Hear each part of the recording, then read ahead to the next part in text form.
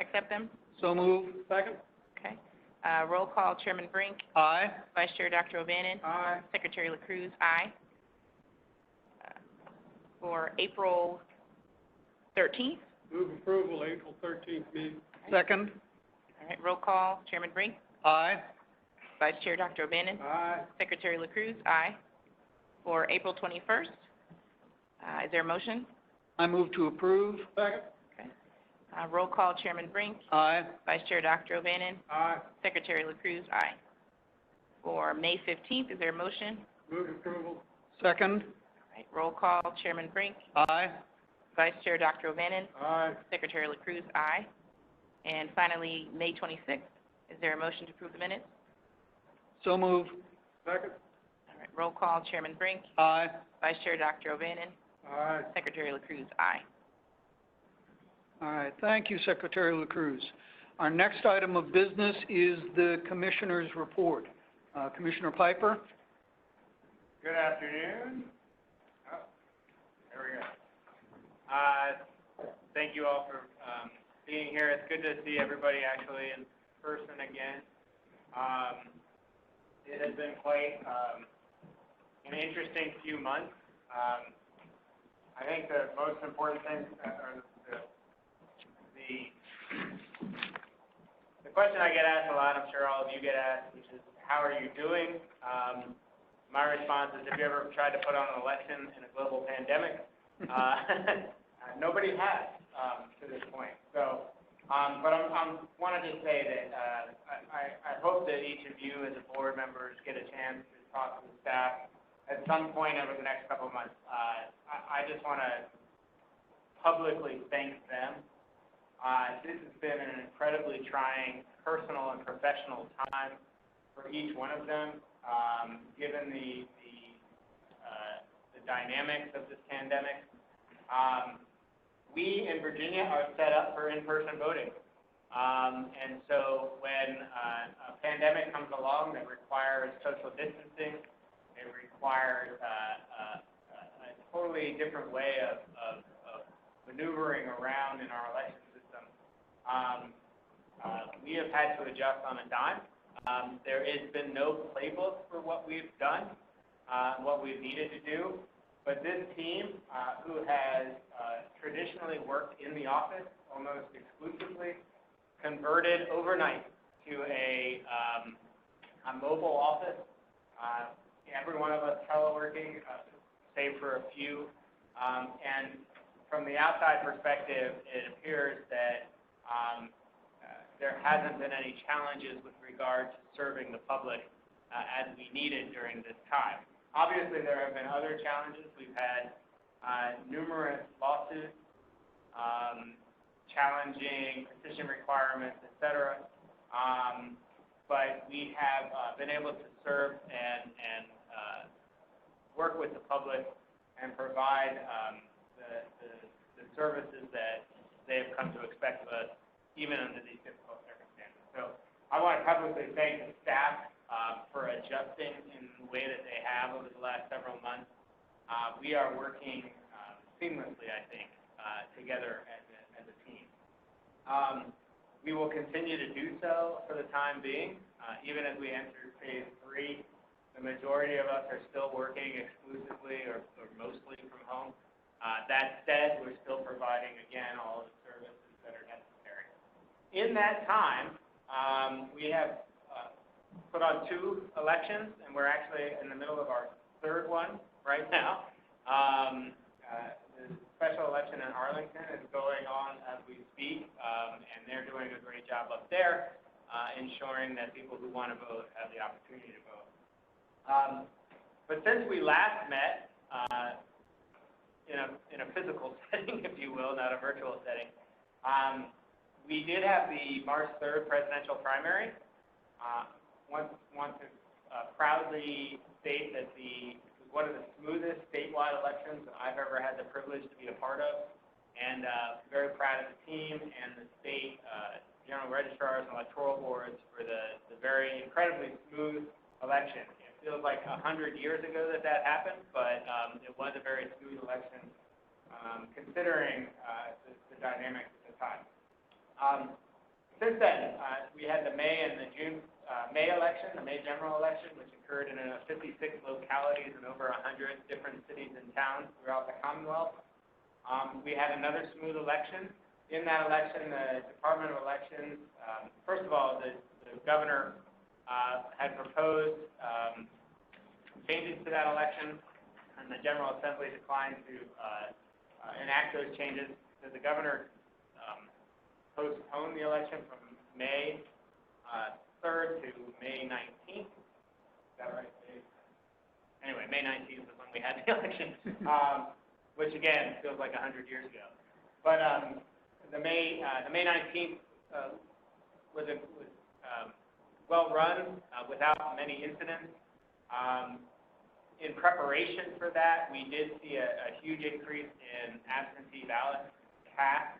In some localities, we had over 90% of ballots cast were via absentee by mail. In many localities, we saw more than 60% of ballots cast done absentee by mail, all in the middle of us being in quarantine. The Department of Elections worked to secure personal protective equipment for the election officers. We worked with the Department of Health and other entities to ensure safe and sanitary polling places during elections. We teamed up with the Medical Reserve Corps. The Medical Reserve Corps was established after the 9/11 attacks. This is a group of volunteer medical professionals, some I think over 14,000 strong now, if not 15,000. And they volunteered at various polling places to ensure sanitary practices were kept in place. They assisted election officers in establishing sanitary polling places and ensuring physical distancing was respected. They also allowed the election officers to concentrate on actually conducting the election, and those Medical Reserve Corps volunteers assisted in keeping the ballot boxes sanitary and enforcing social distancing and keeping essentially the polling place in a clean and safe manner. We did the same thing again for the June primary. This time we had, it was a statewide primary. We saw an increase, a massive increase in absentee voting requests, and we saw the registrars adjust accordingly. Of course, this is a smaller turnout than what we'll see in November, obviously, but we did get a good trial run on what we expect to see in November for absentee ballot by mail. Again, we provided personal protective equipment, including face masks, face shields, gloves, disinfectant wipes, and disinfectant and microfiber wipes, as well as single-use pens and folders to ensure safe and sanitary polling places. The Medical Reserve Corps also assisted, and one of the great things is just before the May election, I will say, the Chief of Staff for Governor Northam sent a request to state employees that they sign up to be election officers. The Secretary of Education also sent out letters to the superintendents of the various localities, as well as to college presidents, encouraging them to encourage their teachers and students and professors, et cetera, to sign up as election officers. And the National Guard sent a letter to their service members encouraging them to sign up off-duty as civilians to sign up as election officers. Since then, since that first communication came from the Chief of Staff, we've had over 1,500 individuals sign up to volunteer as election officers.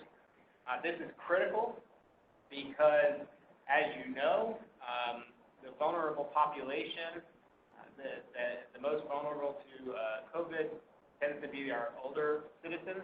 They also tend to be our most active election officers. So it's critical that we engage the public to ensure that we have enough election officers to properly conduct in-person voting.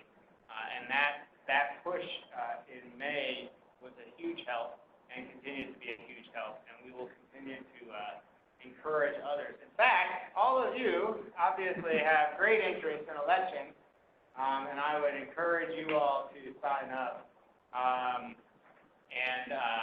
as election officers, or at the very least, encourage your friends and family at every picnic and cookout that you go to this summer. Please encourage them to be election officers. We can use every person out there. People ask, what's the best way I can help during this trying time? This is one way you can serve your country.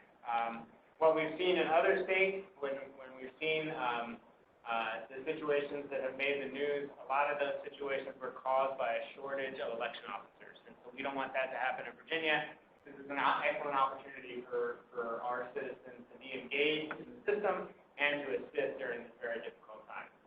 So speaking of which, as we engage and get ready for November, we are working on a number of fronts. You'll see some of that today with the presentation from the United States Postal Service, and one of my favorite people in the whole world, Tammy Patrick, is going to be presenting to you as well about what we're doing in regards to the anticipated increase in absentee by mail.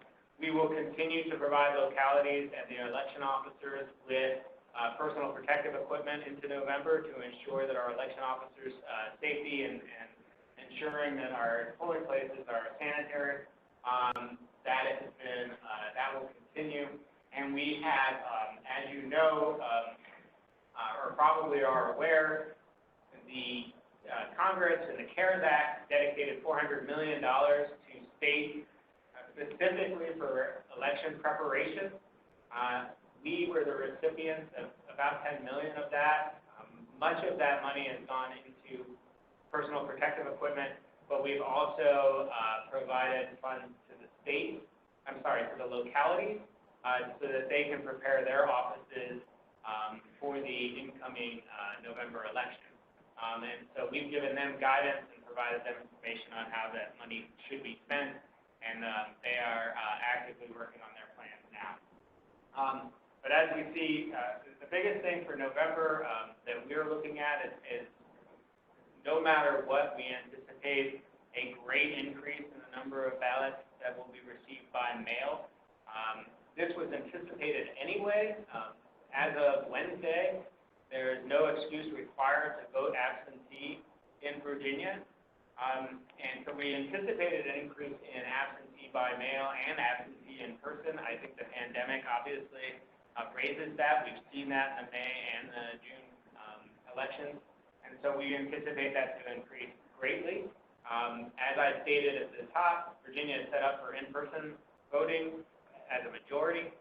So we need to make some adjustments to ensure that our localities are prepared for the increased absentee ballots by mail. And we are doing so every single day. Of course, when it comes to November, the threat with regard to cybersecurity has not gone away, and our eyes have been focused on that matter as well. Just because we are also dealing with the pandemic does not mean that our work in the election security area has slowed down. You'll see some more of that in upcoming meetings as well. I want to give a shout out to our Information Services Division as we speak. As I mentioned, the no excuse absentee voting is now law, and we have adjusted our website to reflect that, so anybody can go online today, request an absentee ballot without needing an excuse for November. Another part of another law that went into effect was you can request an annual absentee ballot, so you can request absentee ballots up to a year. Starting next year, you can ask to be placed on a permanent absentee ballot list, but that's for next year. So wanted to ensure that. All the other laws, you'll see some back and forth on your listserv and such that we've provided a lot of information. I sent you a great summary yesterday of the various laws that went into effect yesterday and various laws that have delayed effective dates or need to be reenacted at the next General Assembly session. So pay special attention to that. If you have any questions along the way, I'm happy to answer those. So finally, just real quick, I will be speaking at the National Association of State Election Directors on Friday at 1:30. about election officer recruitment.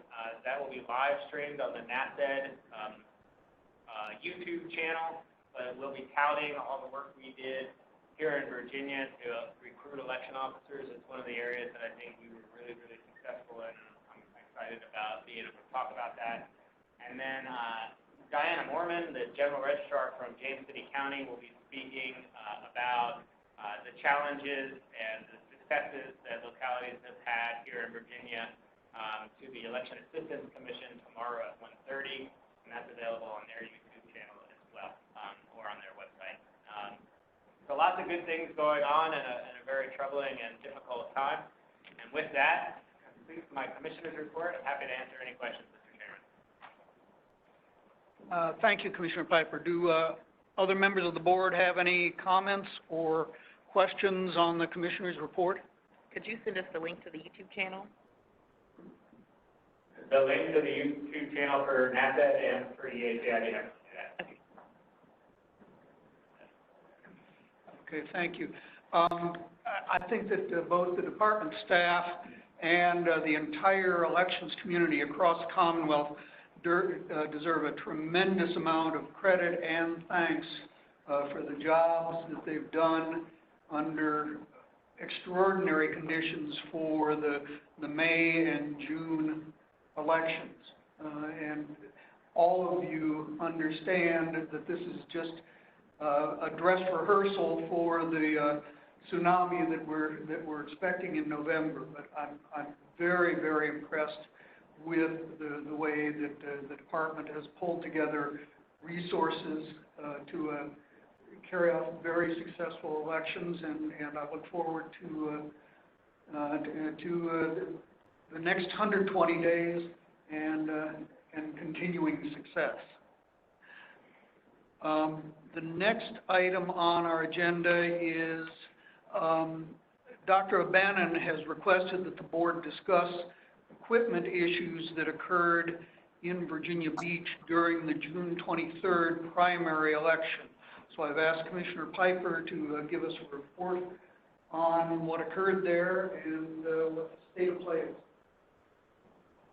Thank you, Mr. Chairman. So on June 23rd, the primary, statewide primary in Virginia, about 7:30 we received reports of issues in the city of Virginia Beach. With several discussions, we learned that all of 100, Virginia Beach's 100 polling places were unable to check voters in due to an issue with their electronic poll books. It was also determined at that point in time that the city of Virginia Beach did not have paper poll book backups, and therefore they were requiring the polling places to issue provisional ballots to each individual that arrived at the polling place. Within a little after 8 o'clock, it was determined that the vendor had determined what the issue was and was able to deploy a fix. However, the fix had to be delivered to each polling place individually and then uploaded on the electronic poll books in order to ensure that they could begin checking people in and issuing actual cast ballots. I believe the end result was about 6,000 provisional ballots were cast during the day. It was 2 o'clock before all 100 polling places were back up and running with poll books. I want to say from the Department of Elections standpoint, one thing that you can be assured of is going forward, as of Wednesday, there is a requirement in the law that every primary and general election, all localities must have a paper poll book backup at each polling place. That would prevent this kind of issue. So if you have an electronic poll book that is malfunctioning or not working, you can revert to the paper poll book to continue to check people in as normal. And then once you get the electronic poll book, you can sync the two. Once you get the electronic poll book working This is a common practice, and we're very excited that now it's in law. The other thing that you'll be seeing is I believe, the next board meeting. We'll be talking about requirements for whole book testing prior to deployment on election day or primary day in this case. I will say that I've spoken with Virginia Beach and I've spoken with the registrar and had very good conversations with her about what has happened and what has occurred. And when we reached out to them, alerting them of the need to be here, they were very quick to respond that they would be here. So I believe they're on the phone or that they're listening virtually. So if you have any questions for me, I'm happy to answer.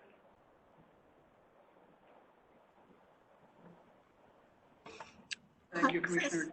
Do the members have any additional questions on the Virginia Beach situation? I just have one. Even with a paper backup, if you have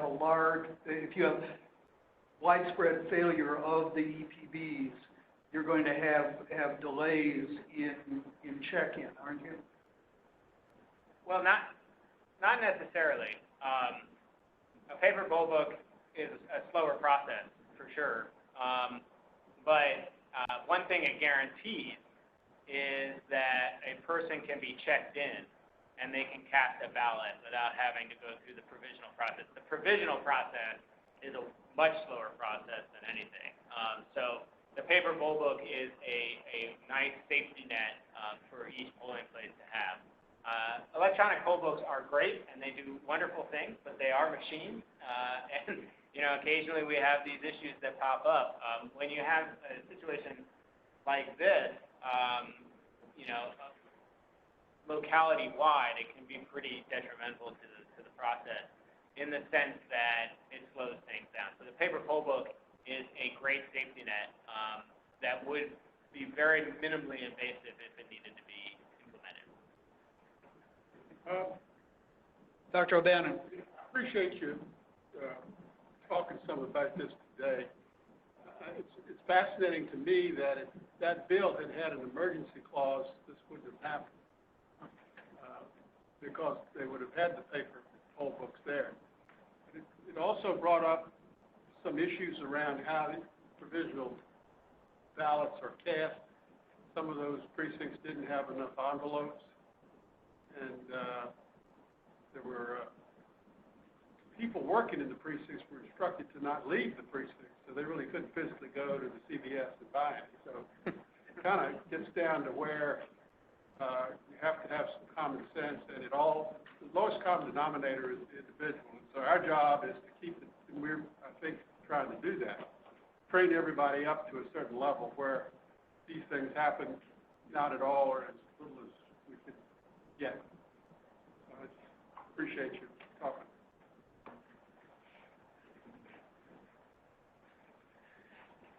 Okay, any additional comments or questions? Okay, thank you. Virginia Beach is on the line, I think. If Virginia Beach is on the line, do we have any comments or questions or input that they'd like to offer? Hi, this is Donna Patterson, the registrar. Chris Piper, Commissioner Piper did a great job of summarizing it. I would just like to say that having those paper poll books would have helped us that day. Electronic poll books, as he said, are great when they're working, but having the paper poll books would have helped us that day. Do any members of the board have any additional questions of Ms. Patterson? If not, thank you very much. From a distance, it appears that you handled an emergent situation as well as you could have, and so we appreciate the efforts of you and your staff in covering on June 23rd. Thank you. All right. Under old business, we have some very old business. Commissioner Piper will give us the post-election report from the election of November 5, 2019, if anyone's memory goes back that far. Thank you, Mr. Chairman. Yes, this was originally delayed simply because of we were short-staffed and had a lot of work to do. Obviously, there's a lot of elections this year. But, and then, of course, the pandemic hit, so we weren't allowed to even talk about this until really now. So I appreciate your patience. Overall, I don't want to spend a lot of time on this, but overall, the November 5th, 2019 election was a success. We had a lot of turnout, as you'll see through the report, but also minimal problems. Of course, there's always issues that arise on election day, but I feel like the localities and the department handled them quickly and resolved them without major incidents. I would point you to just go through it very quickly. I again don't want to belabor it. I'm happy to answer any questions that you have about specific items. But a few things I would highlight. If we move to page 4, hold on, I think should say 4 on your numbers too. 455. 455. Great. All right. They told me they didn't match, but I forgot to check and double check. So I would point out that, I think in 2018 we saw about 40% of newly registered voters turned out to cast a ballot in 2018 general election. Only 18.25% turned out in November of 2019. These are newly registered voters. Turning over to page 6. Again, we are already seeing an increased usage of absentee ballots in Virginia. If you look at the most comparable election, 2015, there were 62,341, which was about not obviously very much of the total turnout. But then we had an increase in the turnout, also an overall increase in the number of absentee ballots cast to 144,000. So the percentage of absentee ballots in 2015 was 4%, and we saw in 2019 an increase of 6%. The other thing I would highlight at the bottom of page 6 of 55, in 2016 we saw nearly 13% absentee ballots. That is in-person absentee as well as absentee by mail. That was one of the highest percentages, I think the highest percentage that we've ever seen in Virginia as far as absentee ballots. We can imagine that number being well above that 12% come November. We've seen that in other states. We've seen it in our previous 2 elections since the pandemic hit. We anticipate seeing a great number. I hesitate to make any predictions, but I will almost guarantee that number is going to go, that percentage number is going to go way up in November. Moving along, kind of push you back to now page 11 of 55. This is something that we really like to highlight, and we really like to review internally. Our voter complaints, we do initiate in every election the call center. This call center handles and tracks the calls that we get in by subject, and we also use online complaints, and we categorize those. As you can see, we've never had a large percentage of complaints compared to turnout, and we were even lower this year in 2019 to a point of less than 0.003% of total turnout complaints. In this particular year, we had a lot of complaints about ballots. 2019 is a year where there are a lot of names on the ballots, a lot of candidates, and so we get a lot of complaints and questions about that in various degrees. But one thing I would highlight is from 2018 to 2019. On page 12, you'll see the type of incident. You'll see long lines in 2018 with 113. I am very proud to say the Department of Elections and the General Registrars worked hard to address those issues, and we had 0 complaints in 2019. Now, granted, it's a lower turnout year. That said, a lot of the issues that we learned from in 2018 by doing things like this post-election report were able to be translated into a successful story in 2019. So very excited to see that number go to 0 and going forward. Moving on to page 14 of 55, one of the things that we bring up and we brought up in 2018 was the large number of large precincts. There is state law that requires only a certain number of registered voters in a polling place when it's established. And then, anyway, to go anything more than 5,000 voters is something that we track. And you'll see this is a list of different localities that have a precinct between 4,500 and 5,000 voters on this table. The one thing I will point out, Fairfax County and some of these other larger localities are quick to point out. In a lot of localities, there's a precinct size, it doesn't tell the whole story. The number of registered voters doesn't necessarily mean a bad situation if it's a large enough polling place with plenty of parking and plenty of ability for them to quickly move the voters through the process. It doesn't necessarily mean that it's a bad polling place that is ripe for lines. There's a lot of factors to be considered, and so I don't want to get hung up on these. We do work with each one of these localities to address whatever issues may be occurring, but 9 times out of 10 you'll find that those localities have plenty of election officers, precincts, and ballot boxes and scanners so that they can quickly and efficiently move the voters through. So I don't want anybody to get too hung up on those numbers, but it is an important thing for us to review. If you move over onto page 15 and the next subsequent pages, we track with regard to post-election and pre-election and post-election administrative tasks. We track to see the success rate. For example, we are required to survey the localities to determine if they were compliant with absentee ballot mailing deadlines.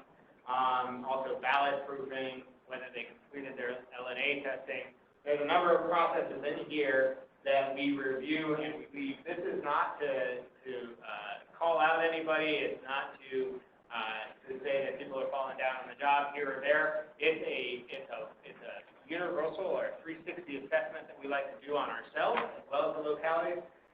Perhaps it's not that they're not doing their job. Perhaps we could do a better job training. Perhaps we could do a better job communicating.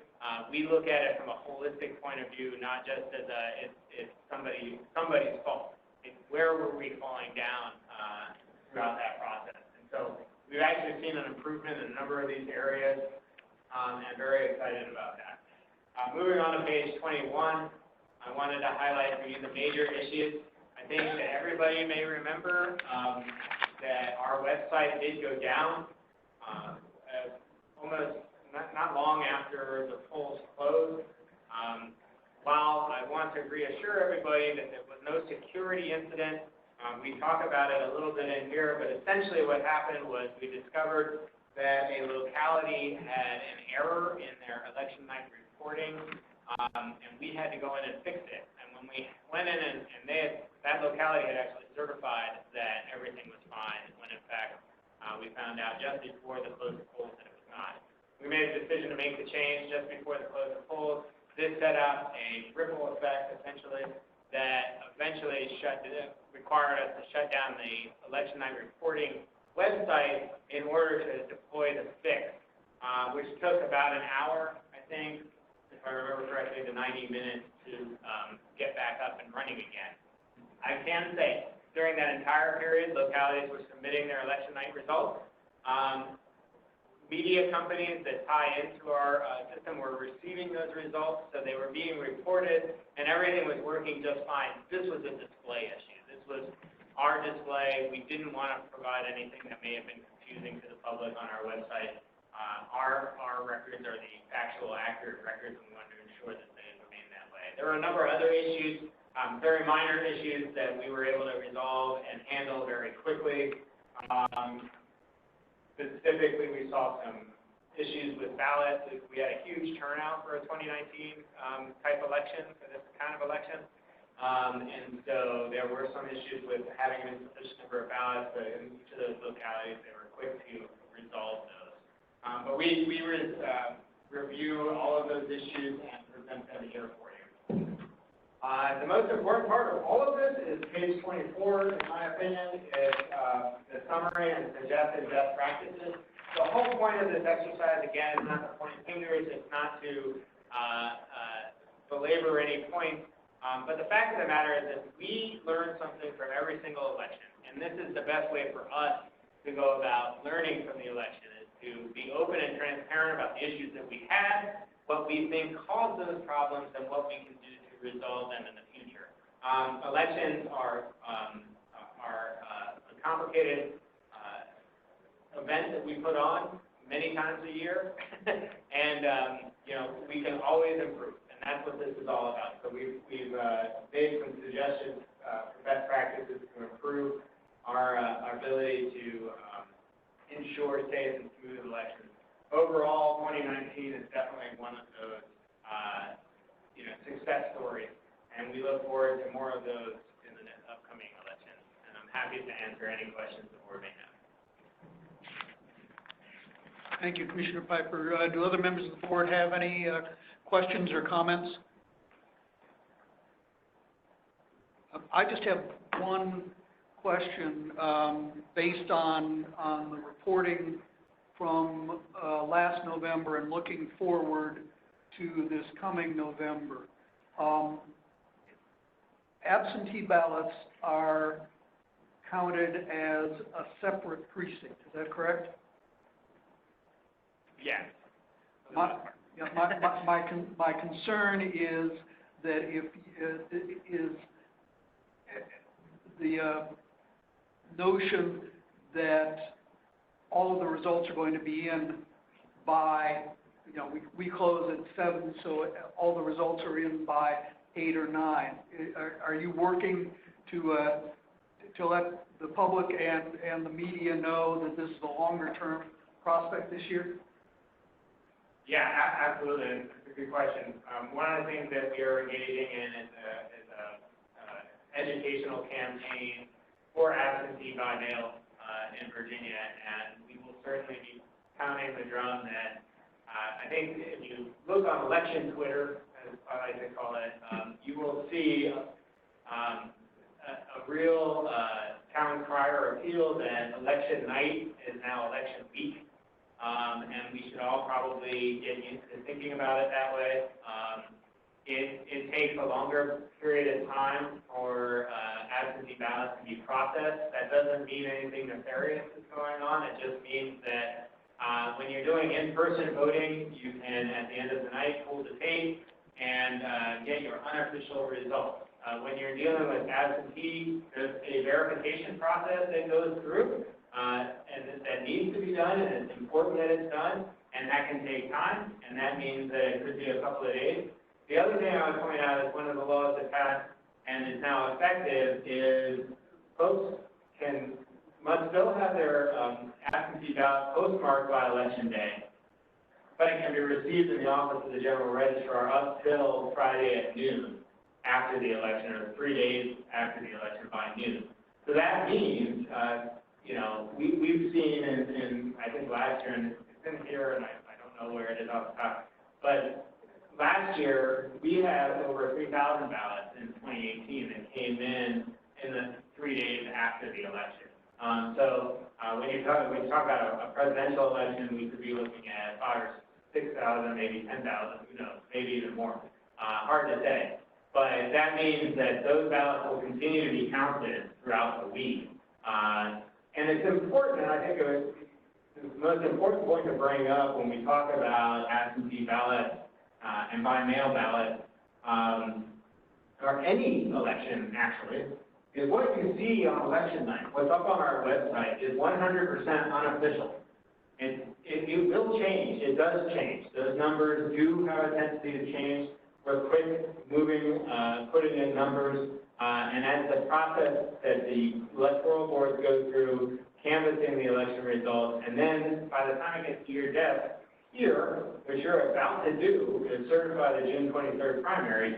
That is the certification and the actual election results. So we don't know what those are until you've had a chance to certify them.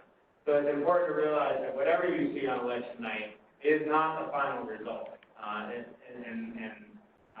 It's going to take time in this November for us to finalize the counting of the ballots, even for an unofficial result. But again, you all will meet in November just prior to Thanksgiving, and you'll have the opportunity to certify it at that point in time, and that's when the results will be official. Thank you, Mr. Piper. Any additional comments, questions? I had another question. I noticed that, in the chart that you have on page 12 of 55, it looks like there's been a pretty significant decrease in complaints about voter intimidation. Are these complaints broken down into different categories, or is it just, kind of a general complaint, somebody or some party or some candidate tried to intimidate me at the poll?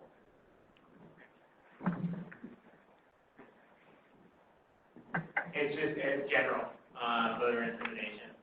So we don't necessarily have specifics on that, but we can pool anything that's in that category, and you can review those.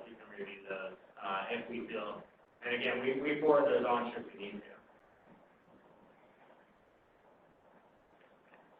Additional comments, questions? Okay, thank you. In that event, our first item of new business, as the Commissioner mentioned, is the certification of the results of the June 23rd primary. Mr. Saunders?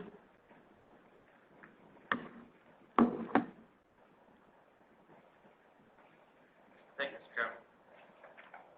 As you're aware, two primary elections, Democratic and Republican, were held on June 23rd, 2020, for the purpose of selecting candidates to be the Virginia political party's nominees for the November 3rd, 2020 election. Upon the completion of the primary, local general registrars entered relevant primary data into the Virginia Election and Registration Information System, or VERIS. In accordance with Virginia Code, within 6 days after the primary, local electoral boards conducted provisional ballot meetings and canvasses to ascertain and certify primary results for those elections. Upon completion of canvass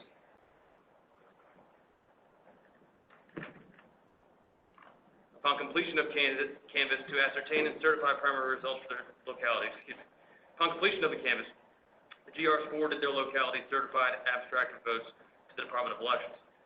To ensure accuracy of results, elect staff confirmed all required abstracts were properly completed and submitted, compared turnout to votes cast, and compared results listed in abstracts to results entered in VERIS. Staff worked with localities to resolve any issues identified, which were minimal. Those results and winners are as follows. For Democratic primary offices, U.S. House of Representatives, 1st District, Qasim Rashid. For U.S. House of Representatives, 4th District, A. Donald McKeechin. For U.S. House of Representatives, 5th District, B. Cameron Webb. For U.S. House of Representatives, 11th District, Gerald E. Jerry Connolly. For Republican primary offices, for U.S. Senate, Daniel M. Gates. For U.S. Representatives, 2nd District, Scott W. Taylor. And for U.S. House, 3rd District, John W. Collett, Jr. Mr. Chairman, elect staff recommends that the board vote to certify the results of the June 23rd, 2020 Democratic and Republican primaries as presented, and declare the winners of each primary to be that party's nominee in the November 3rd, 2020 election. I'm happy to answer any questions. Thank you, Mr. Saunders. Do members of the board have any questions? Do any members of the public wish to be heard on this item? If not, I'll entertain a motion that the board certify the results of the June 23rd, 2020 primaries. Mr. Chairman, Dr. O'Bannon. I move the board certify the results of the June 23rd, 2020 Democratic and Republican Party primaries as presented. Declare the winners of each primary to be that party's nominee for the November 3rd, 2020 general election. Is there a second? Second. Been moved and seconded. Secretary will call the roll. Chairman Brink, I vote aye. Vice Chair Dr. O'Bannon, Aye. Secretary LaCruz, aye. Vote is 3-0 for approval of the certification. Thank you, Mr. Chairman. I also have the abstract of votes for the board to sign. I can give them to you now, or we can do that later, whichever you prefer. Afterwards. Yes, sir. They're not the ones in the book? These are the ones for the actual board seal. You already signed? All right. Our next item of business, of new business, is consideration of a filing extension under section 24.2-503 of the code. Mr. Nichols, are you on the line? Yes, Mr. Chairman, I am. Thank you, members of the board, and good afternoon. I'm Dave Nichols, Election Services Manager for the Department of Elections. This agenda item relates to a consideration of an extension for candidates to file certain paperwork required for ballot access in the November 2020 general election. The deadline to file the certificate of candidate qualification and statement of economic interest for candidates nominated other than by a primary for the November 2020 election was June 9th, 2020 at 7 p.m. Under normal circumstances, this date and time would coincide with the closing of polling places on primary election day. However, in the governor's amended Executive Order 56, the primary election was delayed from June 9th, 2020 to June 23rd. The governor's executive order did not make mention of the June 9 filing deadline, and Virginia Code 24.2-503 does not tie that deadline to the primary election. Rather, 503 set a specific date at 7 p.m. on the second Tuesday in June. Each election cycle, the Department of Elections publishes what we call a candidate bulletin titled How to Run for Office. These documents provide guidance to candidates relating to what paperwork needs filed, with whom to file, and the deadlines for filing those documents. After the governor's Executive Order 56, the Department of Elections revised the How to Run for Office guidance and updated those documents to include any and all dates that were changed by the executive order. The deadline for filing the certificate of candidate qualification and the statement of economic interest did not change in the guidance, and staff and department were instructed that the deadline did not change in the event that they received questions. At various points in time after June 9th, the Department of Elections received requests from candidates, political parties, and general registrars for the board to consider granting an extension to file the documents under their authority in 24.2-503. Two candidates who needed an extension are for local offices in the cities of Harrisonburg and Virginia Beach. We have a list of 8 potential candidates for the United States House of Representatives who need extensions to file the certificate of candidate qualification. The candidate for school board of Virginia Beach has since filed the statement of economic interest, and the candidate for mayor in Harrisonburg has submitted the certificate of candidate qualification. All of the candidates for United States House have filed the certificate of candidate qualification with the Department of Elections. Your board working papers include communications which both support and oppose granting the extension. At this time, I personally received 4 emails from the general public asking the board not to grant the extension, and no communications from the general public asking that it be granted. Under the board's authority in 24.2-503, if the board grants an extension for the certificate of candidate qualification or the statement of economic interest or both, the extension is applied to all candidates who may need the extension. It will begin as soon as notice is sent to the candidate and extend for 10 days from that date. Since all known candidates who need an extension have filed already and are awaiting the extension for acceptance, the effect will be to make valid the filings that were submitted to the proper filing authority after June 9th, 2020. I'm happy to try to address any questions the board may have.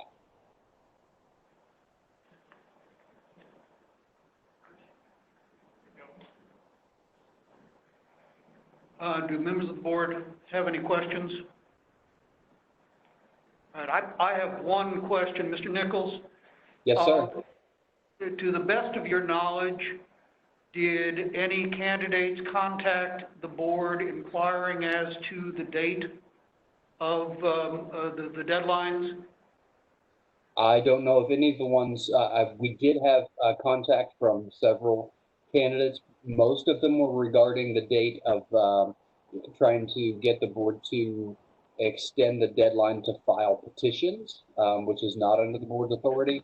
I don't know if any candidates specifically contacted about the deadline to file the certificate of candidate qualification or the SOEI. Did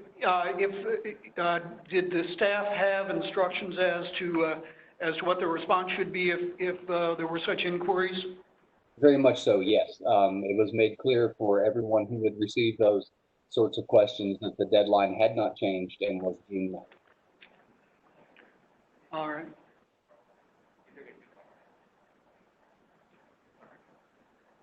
We good? All right. I'd just like to say I'm very frustrated by this situation. This board has been in office for 2 election cycles now, and while most of the candidates turned their papers in on time, for the 2nd year in a row, we've had wholesale failure to file required forms with the Department of Elections by the deadline specified in the code. All 3 of us up here have some experience with the process as candidates or as campaigners. Speaking for myself, my first interaction with these forms was as the volunteer manager for a House of Delegates campaign almost 30 years ago. So all of us understand that it's not just a matter of checking a bureaucratic box. There are sound reasons for us to require filing these forms and doing so by a specific deadline. These requirements give certainty to the election calendar and confer legitimacy on the process. After the deadline, everybody, the candidates, their opponents, the political parties, and the voters know who the candidates will be and can act based on that information. The process should say, these are the legitimate candidates, now go ahead and make your choices. But we're not getting either certainty or legitimacy.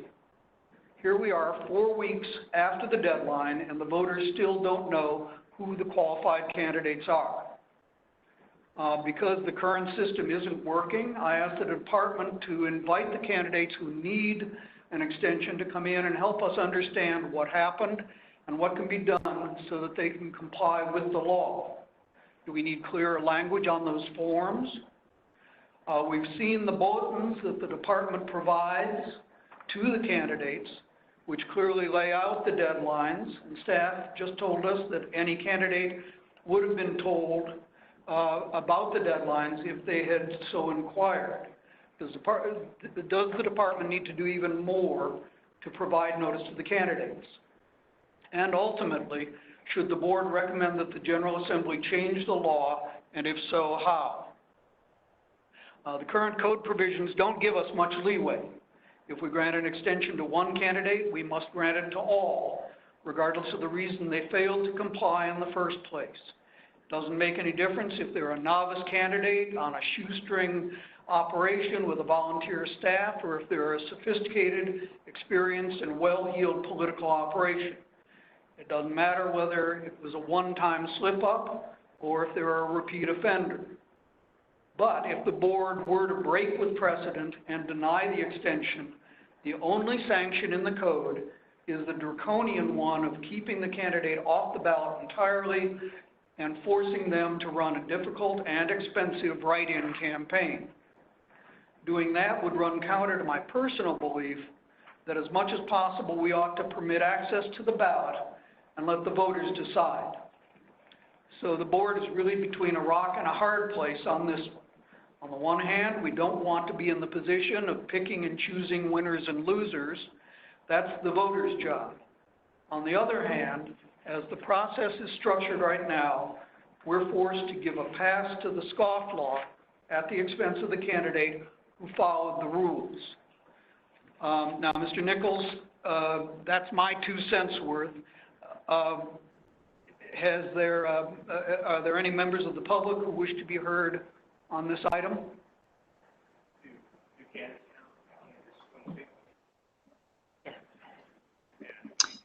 Yes, I have a question for Mr. Nichols. Could you provide a list of the candidates who are seeking an extension, the 8 congressional candidates, please? Could you identify yourself, please? Yes, sir. This is Tyler Adams from Harrisonburg.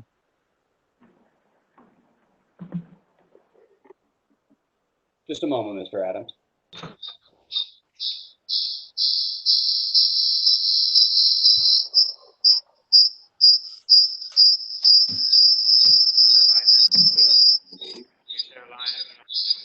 Yes, I'd ask you to mute your lines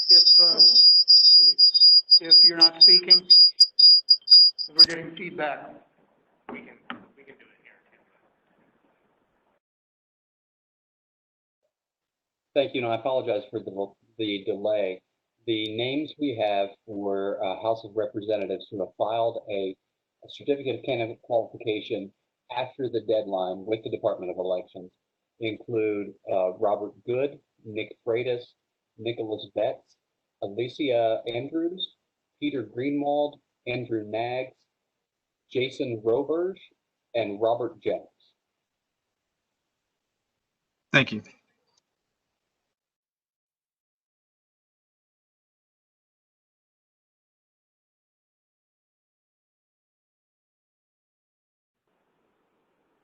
Okay, are there additional individuals present with us today who would like to comment publicly?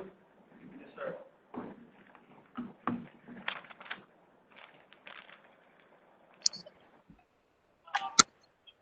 Good afternoon. I want to make sure folks can hear me. This is Maria Branch. I am counsel for the DCCC, and we submitted a letter to the board on their behalf. Okay, so I just want to kind of run through some paperwork I brought with me today. Can you identify yourself? Yeah. please? Oh, I'm sorry. My name is Nicholas Betts. I'm the Democratic candidate for Virginia's 6th Congressional District, and I believe that there was some confusion that may have taken place. I understand everything you said, sir, and I understand the concern, but I just would like to, as invited, come up here and explain the circumstances of my particular situation. I filled out this is a copy of it, it has been sent in. I got it signed and notarized on April 14th. I was aware of the form. I turned it in to the 6th District as a call to convention. They asked that the form be pre-filed with the chairperson of that district. So I turned this in addition with a filing fee and a declaration of candidacy. And then from that point, I actually have a receipt from that day from 4/17, signed by both myself and the 6th District Chair. And, and then I would also like to say that we got the party certification of non-primary candidate, turned it on June 5th within the deadline. And when I saw that, I believe, and I had no reason to doubt, that all the necessary forms had been forwarded from the pre-filing onto you all. And I'm sorry that they didn't get there. As soon as the day that I found out there was an issue, I took immediate steps to rectify the situation. I found out on Sunday the 14th of June. On the 15th, Sunday the 14th. On the 15th, I immediately asked that the form be sent to me so I could send it in person. On the 16th, it arrived at my house. On the 16th, I mailed it off. Wednesday, I had mailed it priority certified mail, and when it didn't get there on Wednesday through the tracking, I followed up with the office to see if you all had got it yet. It had not been received at that point. I called back the next day with the tracking number, and it was received. I have the documents here if you'd like to take a look at them, and I can go through each one specifically. We'll just look while you're talking. Yes, ma'am.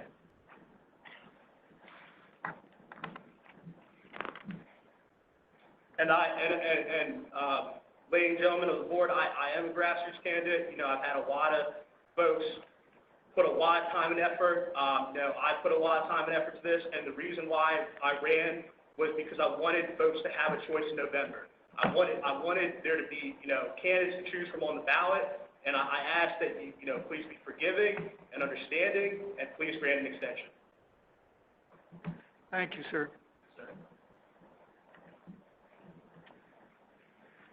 Are there additional members of the public who would like to be heard? Yes, good afternoon to the board. My name is Aria Branch. I'm counsel for the DCCC, and I appreciate your time today. We submitted a letter to the board yesterday on behalf of the DCCC, which I think the chair responded and said who you received. I wanted to highlight a couple of points from the letter because the DCCC is of the position that Virginia law and the board's statutory authority really do not permit the board to allow for an extension at this late date. I think, as the chair noted at the beginning of this discussion, at this point, the board would be required by statute to extend the deadline from at least the date of today for another 10 days, which would mean that the original deadline, which was June 9th, would now be July 17th, more than a month after the deadline had passed. The candidates who submitted, and I'll just say it's not clear under the statute that that is permitted. We've certainly located no statutory precedent that the board has extended the deadline for such a significant period of time after the deadline had already passed. And in previous situations where the board has granted an extension request, it has been under very limited circumstances, typically within only a few days of the date of the deadline.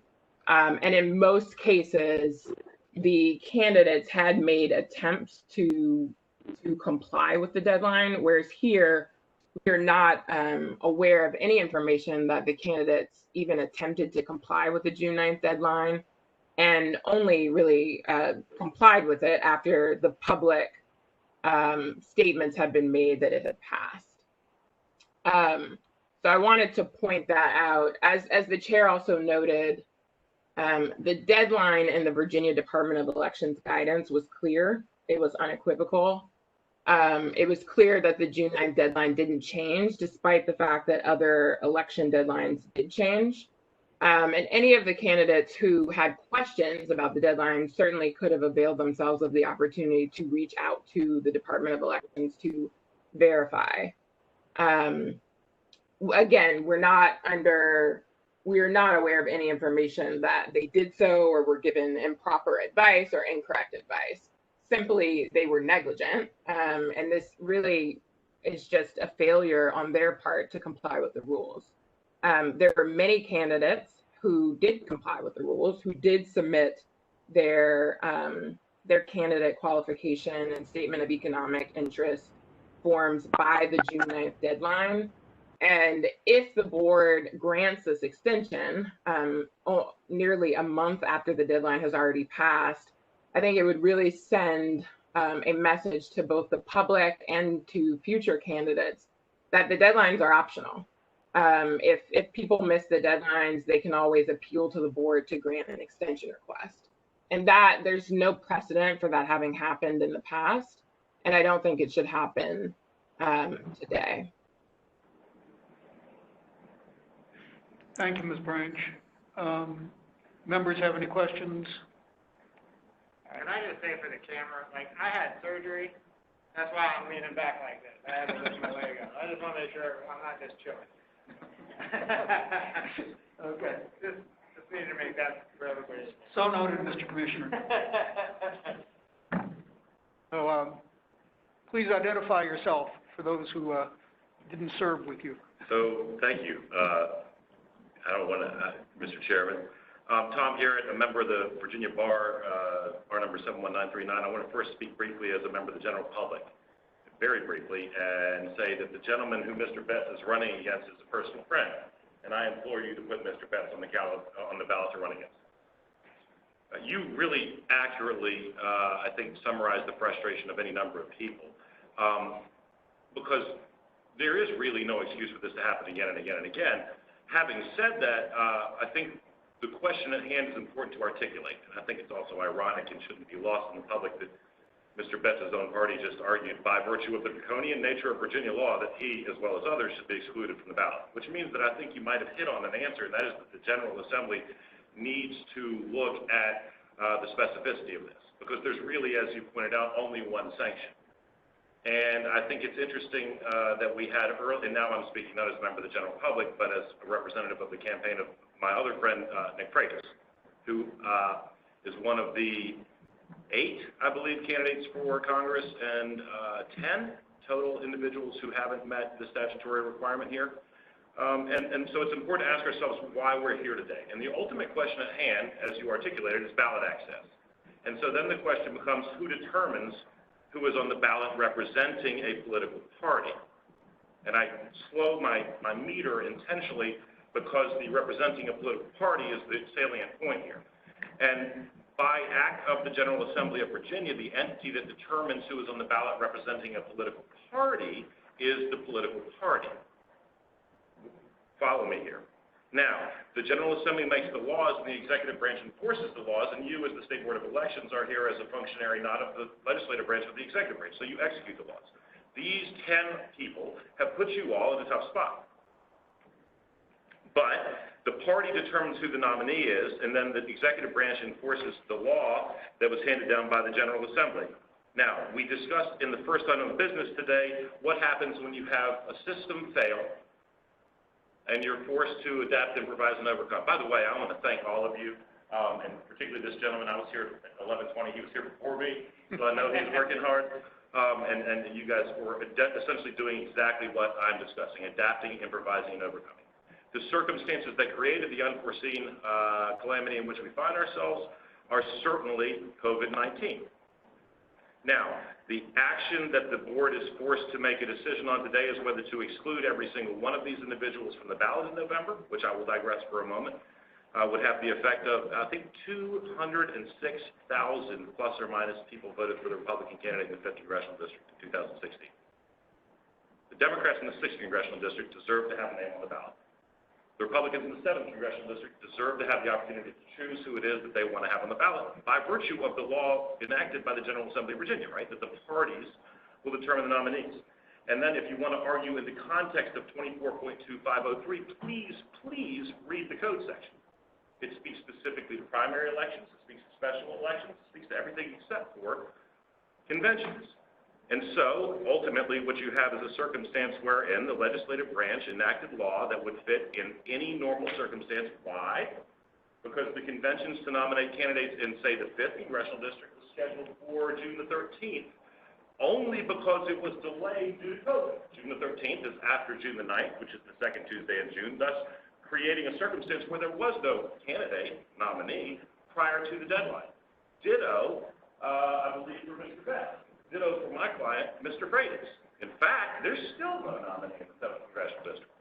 And so if indeed all candidates are nominees on the ballot, then we find ourselves in a circumstance where, for example, there would be 4 Democrats on the ballot for United States House of Representatives in the 5th District, and 2 Republicans.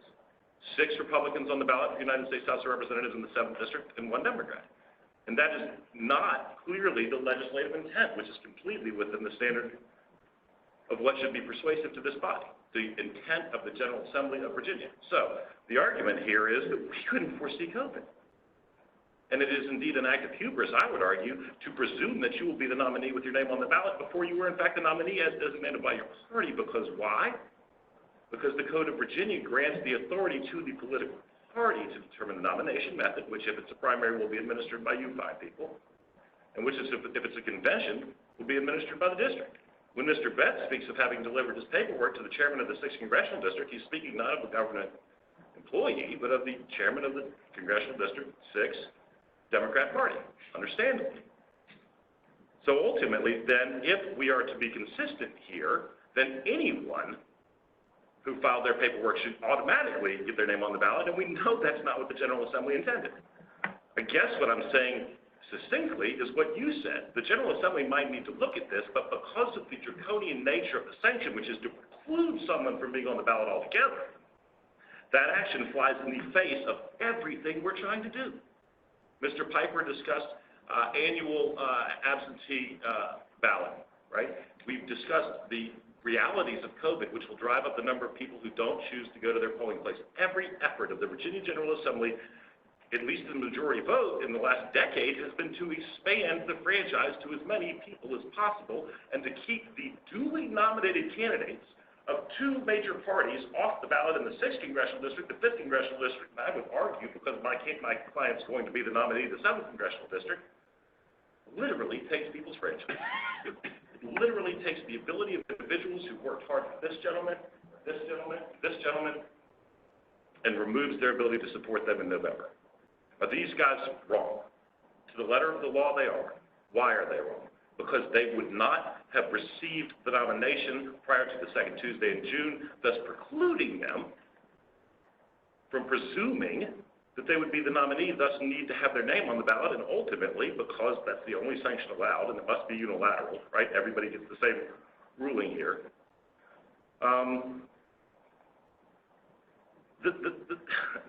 Sorry, I got ahead of myself.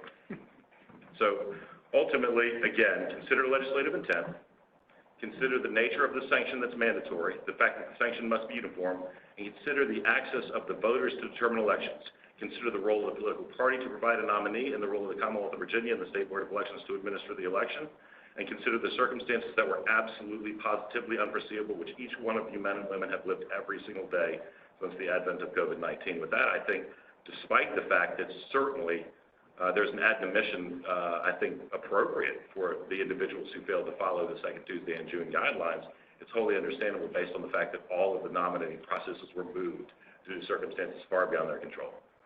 With that, if there are any questions. Thank you, Congressman.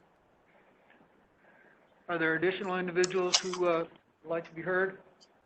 Hi, my name is Alan Harned, and I'm the chair of the Harrisonburg Democratic Committee, and I wanted to speak in acknowledgement and support on what my Republican colleagues are commenting on.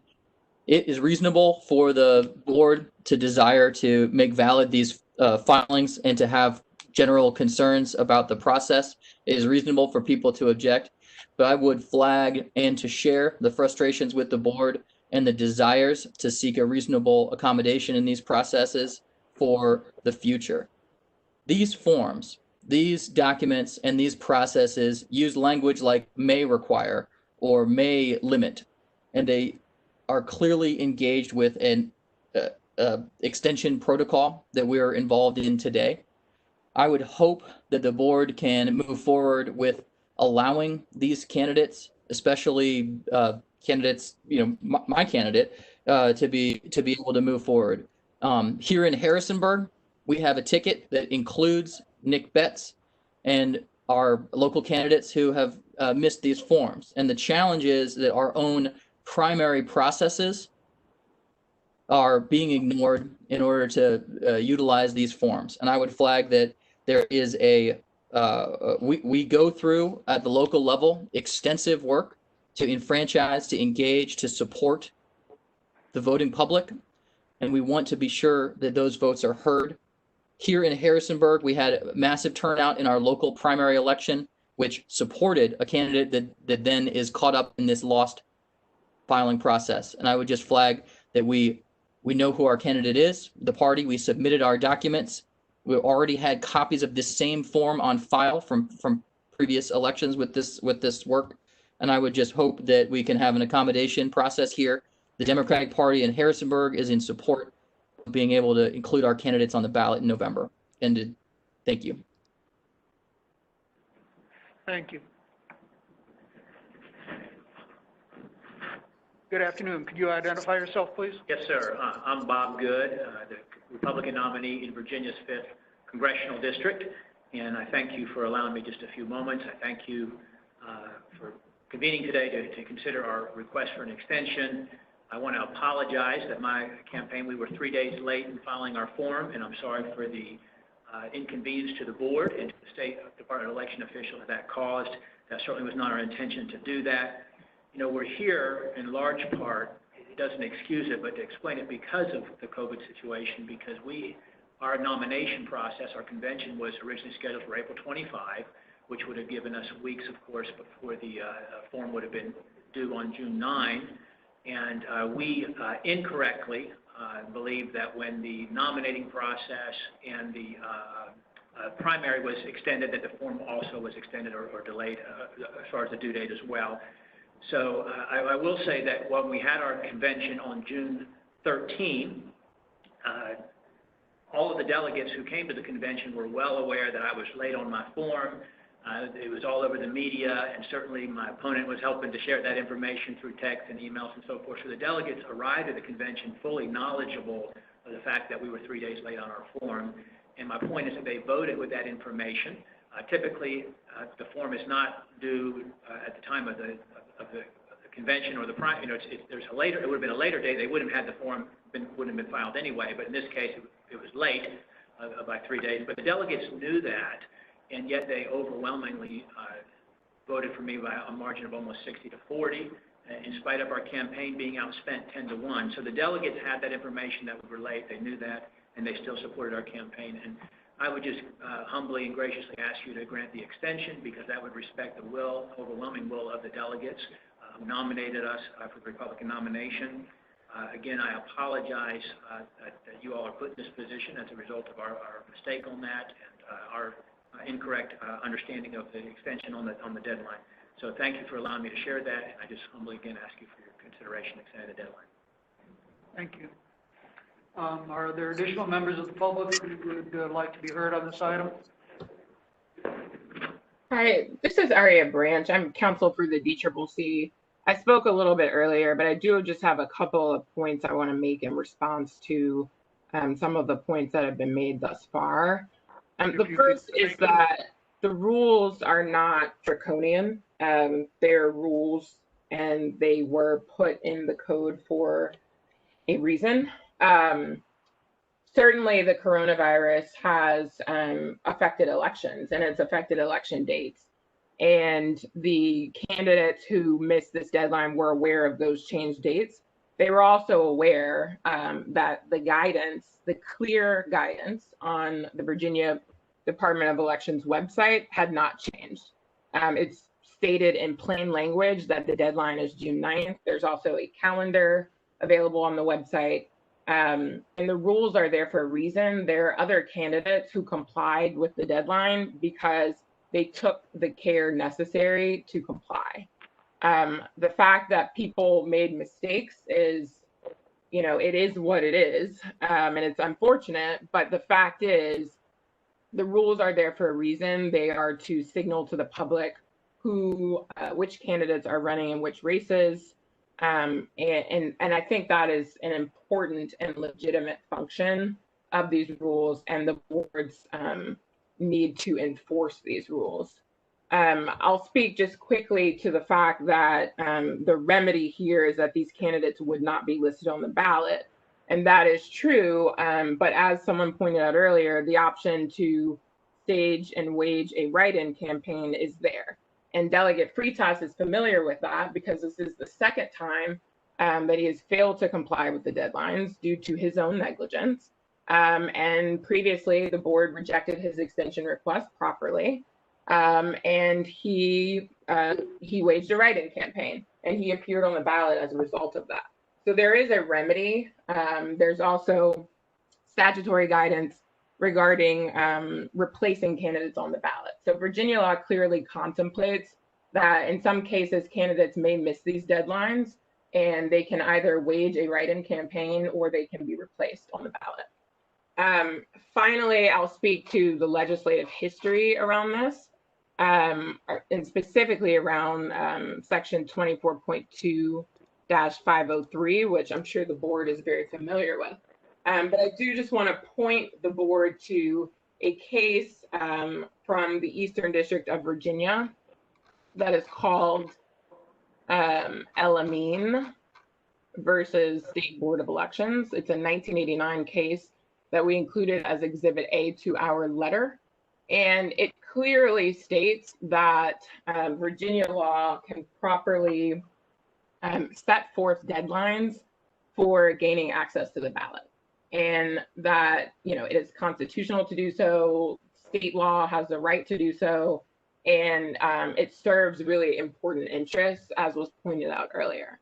I'll also note that that case specifically discusses the fact that the board's ability to grant extensions is limited. And the reason for that is if you take a look at the legislative history of that particular statute, prior to 1988, the board had unlimited and unfettered authority to grant extensions when candidates missed the ballot qualification deadlines. In 1988, the Virginia legislature said, no more of this. We're not going to allow the board to grant extensions based on favoritism and just sort of at random as it desired. And so in 1988, it amended the law to provide that no extensions could be granted for candidates who miss these deadlines. In 1993, the legislature amended the statute again and provided the statutory language that we have today. And that language is clearly limited. There are two clear limitations on the board's exercise of that statutory authority. But I think that case and the legislative history of that statute really underscores the fact that the legislature didn't want the board to be able to grant extensions at random. It certainly didn't want the board to exercise favoritism or be able to have a significant amount of discretion when granting these extensions. And the entire reason why the statutory language that exists today is because of that legislative history. So I think it's important to take that into account. The board's authority to grant these extensions is limited. And specifically, it can only grant an extension from 10 days from the date of the extension, which would mean if the extension is granted today, that would push us to July 17th, which is over a month after the original deadline. There is no precedent that we've been able to find where the board has granted such a large extension, and I think it would absolutely contravene the legislative history that is in the background and was the reason for the creation of the current statutory language. I'd also point out. Ms. Bryant? Yes. Thank you for your comments, but we have to move on. Okay. Thank you so much for the opportunity. All right. Sir, very, very, very briefly. Mr. Garrett? Please read the code. I think she's misstating the law. Let me read the code from the code, word for word, and I quote, "The state board may grant an extension of any deadline for filing of either or both written statements and shall notify all candidates." There are no limiting words in the language. She's arguing legislative history from 1988, not the current law. So it is within your purview, and again, to extend the franchise to quite literally the representatives of about 3 million Virginians between the 6th, the 7th, and the 5th congressional districts, that's exactly why the legislator gave you the ability to grant the deadline. It is not limited. Please, I'm begging you, read the black and white code. Thank you. Can I say one more thing, please? Very, very briefly. Very briefly. I'd like to draw your attention to 24.2-511, Section D. It says, "No further notice of candidacy or petition shall be required of a candidate once a party chairman is certified his name to the state board." And I do understand that there may be some confusion in the code, or maybe I misinterpreted the code, but I think that there potentially are conflicting sections of the code, and I just wanted that to be put to consideration, please. Thank you. Do any other members of the public wish to be heard on this item? Mr. Chairman?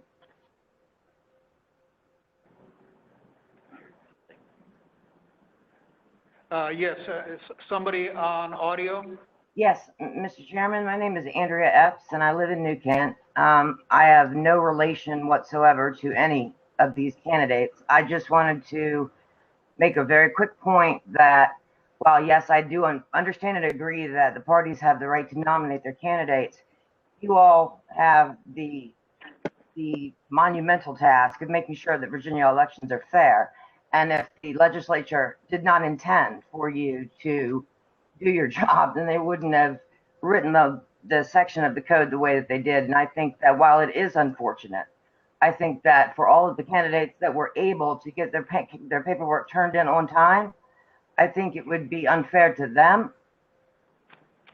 to grant extensions based on COVID when it was very, very clear that the deadline was June the 9th. And I appreciate the time that you let me have for comments. Thank you, ma'am. Are there any additional members of the public who wish to be heard on this item? Mr. Chairman. Mr. Chairman. Yes.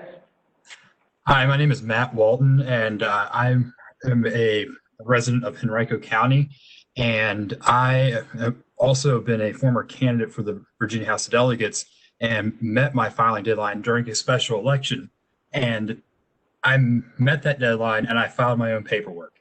I think that candidates that do not meet the filing deadline should not be included on the ballot. I think it's wrong, and it's a slap in the face to all the candidates that actually get their paperwork turned in on time, and also do the work and know what they need to get done. So I think as we move forward, if we keep moving these deadlines and granting extensions and waivers and everything like that, it's a slippery slope for the Commonwealth. And I would ask that you stick with the deadlines that were had and honor that and honor the hard work of candidates that have met those deadlines in the past. That being said, I would like to yield back. Thank you. Are there any additional? Mr. Chairman, my name is Tyler Piron, and I'm just a voter, and I'm really kind of shocked that there's even discussion on this, that COVID had absolutely nothing with filling out a simple one-page form declaring that you are a candidate when you've filed all the other things in the federal requirements. And to really look at the point of why we have requirements is very simple, is who's going to be on the ballot.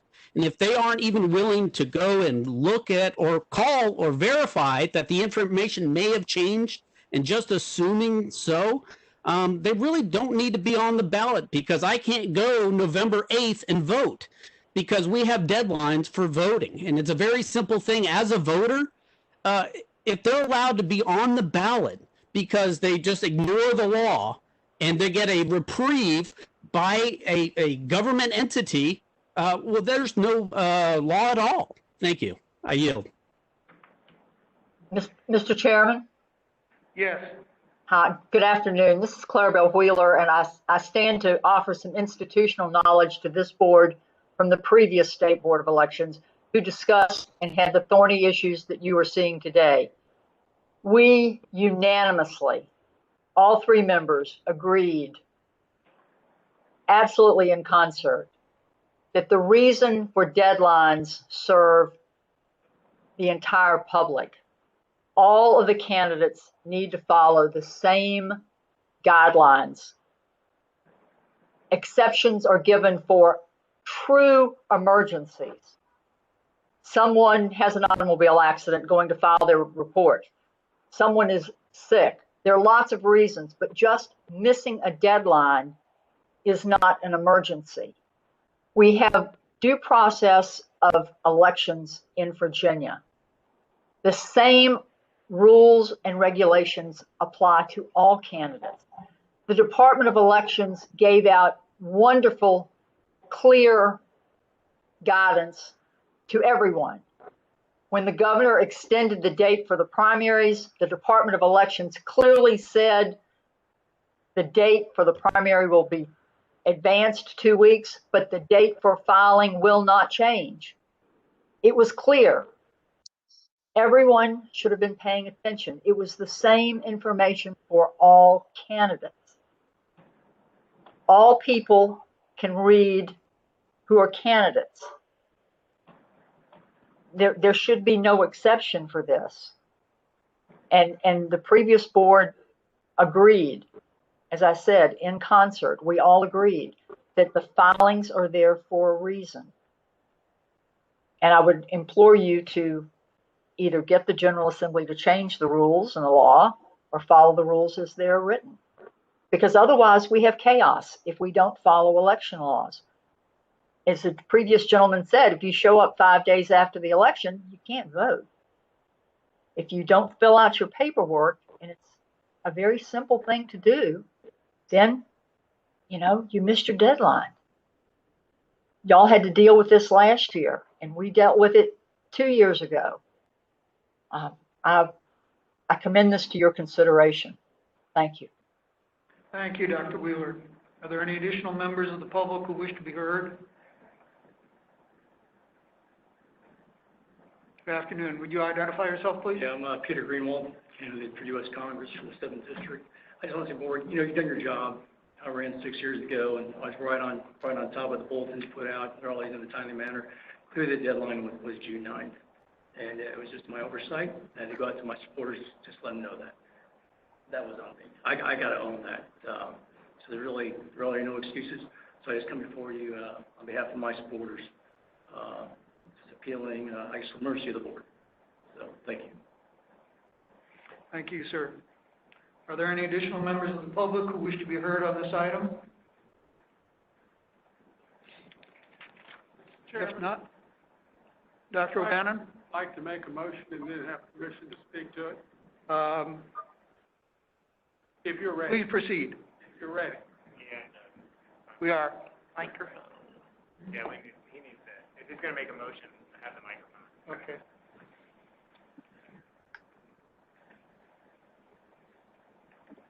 Mr. Chairman, I move the board grant an extension pursuant to Virginia Code 24.2, 503 for candidates to file a certificate of candidate qualification with statement of economic interest in relation to the November general election. Is there a second? Let's speak first. I'm sorry? Okay. Oh, So I guess the good news here is that this is something that's important and passionate to a lot of people. I've only been here 2.5 years.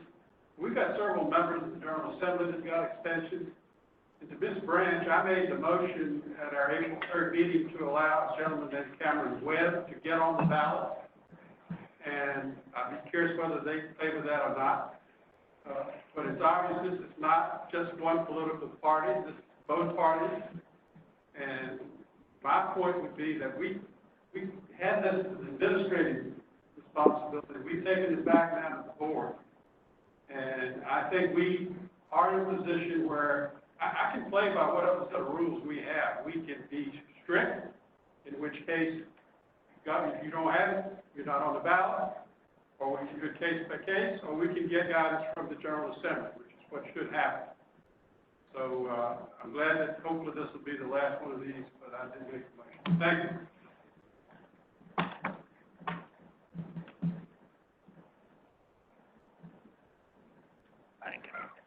you. is there a second?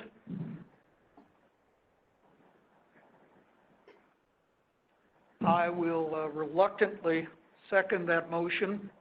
Then don't if you don't like it.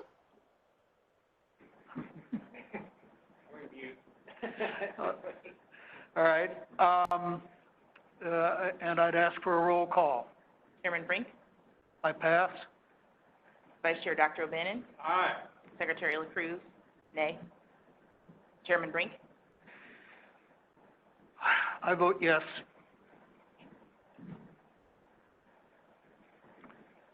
So the motion passes 2 to 1.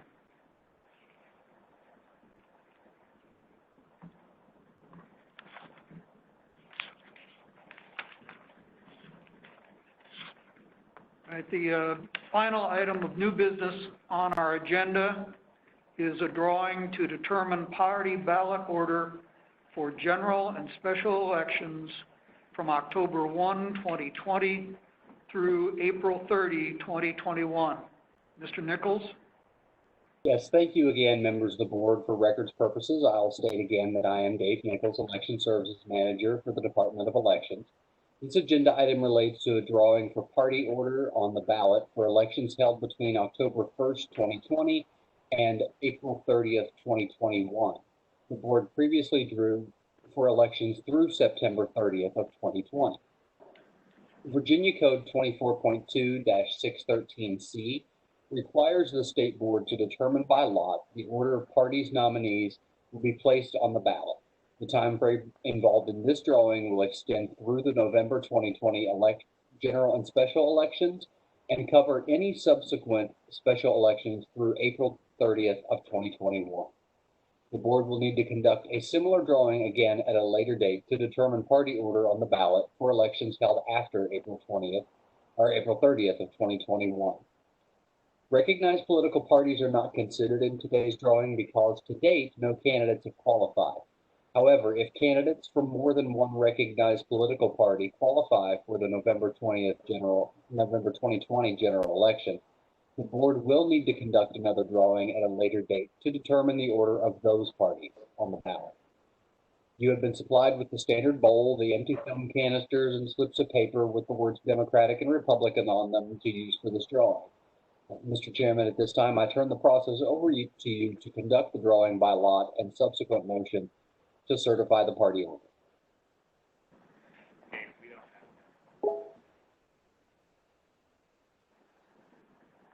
Does the board have any questions of Mr. Nichols? We have our paraphernalia. Doesn't appear. We may have to push it off. Do we have our famous canisters and bowl, or? We'll need to delay that. Okay, it would seem that we are canisterless at this time, and so we're going to have to defer this item until we have the proper equipment for doing the drawing.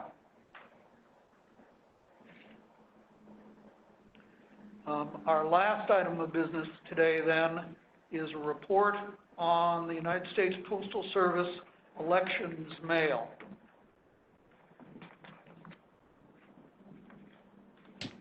Good afternoon, Mr. Chairman and members of the board. My name is James Heo, and I'm the confidential policy advisor for the department. Today, we will be having two presentations regarding mail absentee ballots. The first will be presented by Lisa Adams, the Capital Metro Area Marketing Manager, on the steps the USPS is taking to prepare for the anticipated expansion in absentee mail balloting. The second presentation will be from Tammy Patrick, a senior advisor to the Democracy Fund, an independent nonpartisan foundation that focuses on the issues facing the elections community at large. The presentation will discuss what is happening across the country in preparation for projected increases in absentee volume for November. Before Ms. Adams begins her presentation, I would also like to recognize the following individuals from the USPS who have joined us today: Daniel Bentley, who is the National Election Mail Program Manager, Ben Farmer, the Richmond District Marketing Manager, and Donald Parham, the Northern Virginia District Marketing Manager. Their presence today reflects the strength of the partnership between our two agencies as we collectively prepare for what will undoubtedly be an unprecedented election. With that, I turn it over to Ms. Adams, and the PowerPoint should be for the board. Thank you.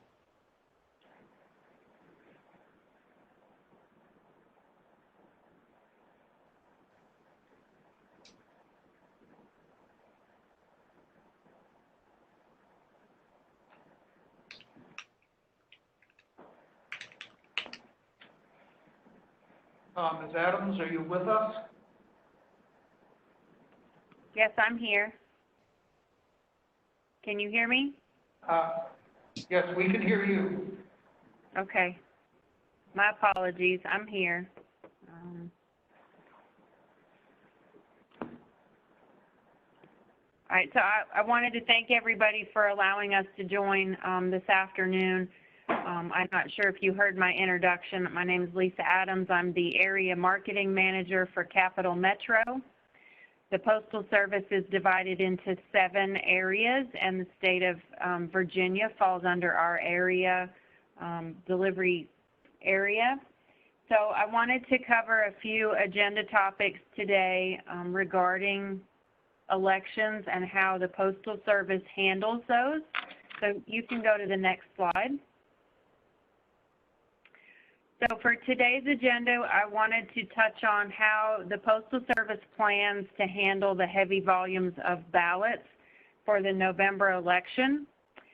We have had several states that have moved to a vote by mail for the early primary elections and moving into the general November election. And from a Postal Service standpoint, we certainly have plenty of capacity within our processing and distribution centers to handle the influx of volume leading into the November election. Some of you may be aware, I'm certain that everybody received something from the 2020 census this year.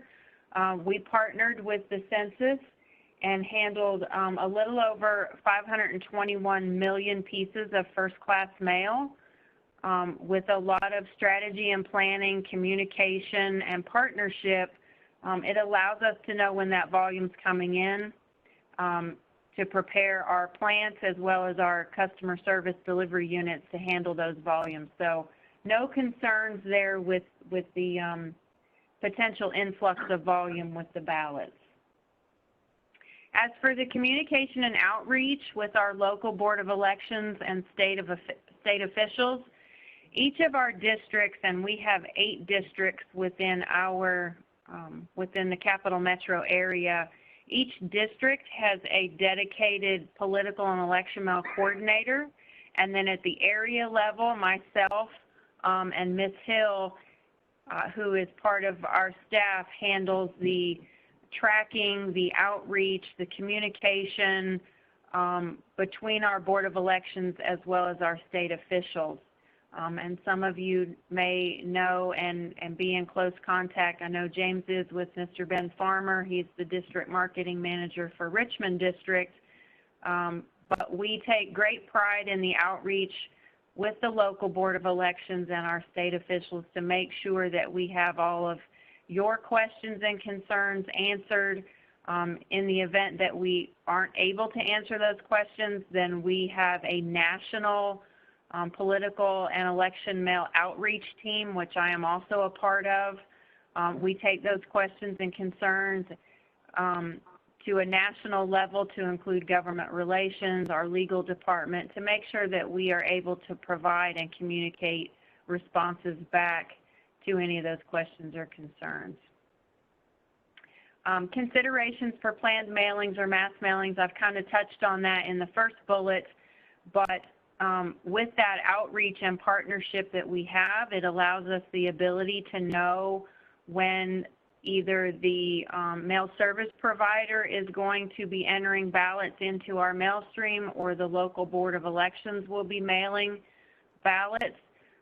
So we have visibility and we know exactly where they're entering at, which allows us to know which network, how, and processing facilities they will move through. So the planned and mass mailings really aligns with our outreach and communication plans that we have in place. State and local procedures regarding election mail printing. As you all are very aware, each state has various state laws and rulings as to when the last date of entry for a ballot or a voter can elect to request an absentee ballot. Some of our states you can request up until the day before the said election. Other states you can request up to 3 days before the election. Keeping in mind then it has to be dropped and entered into our mail stream. We have to get it to the voter and allow them time to cast their vote, put it back into the mail stream, and get it back to the Board of Elections in order to be counted. So again, that collaboration and partnership with our Board of Elections is critical around the state and local procedures. For delivery time frames for first-class mail, it is 2 to 5 days within the 48 contiguous states, and for marketing mail, or what used to be called standard mail, it is 3 to 10 days in the 48 contiguous states. So again, those drop times, allowing it to move through our network in 2 to 3 days for first class mail or 3 to 10 for marketing mail is critical to make sure that we have time to get it to the voter, allow them time to cast their vote, and then drop it back into the mail stream to get it back to the Board of Election to be counted. For mail piece design, again, that kind of goes hand in hand with our partnership and collaboration. We, as part of our outreach, we request physical copies or digital copies of the mail piece design so we can provide that to our mail piece design analyst to make sure that it's automation compatible. We make recommendations or suggestions that it will process through fine on our automation equipment, or we'll make recommendations that modifications need to be made, whether it's a color change, placement of wording, the IMB or the intelligent mail barcode placement on the mail piece, to make sure that we keep all of the election mail in our automation mail stream. That leads into our election mail visibility. We certainly work with and communicate the importance of visibility on absentee ballots. Full service is key to the visibility. It gives you and will allow you end-to-end visibility through the intelligent mail barcode.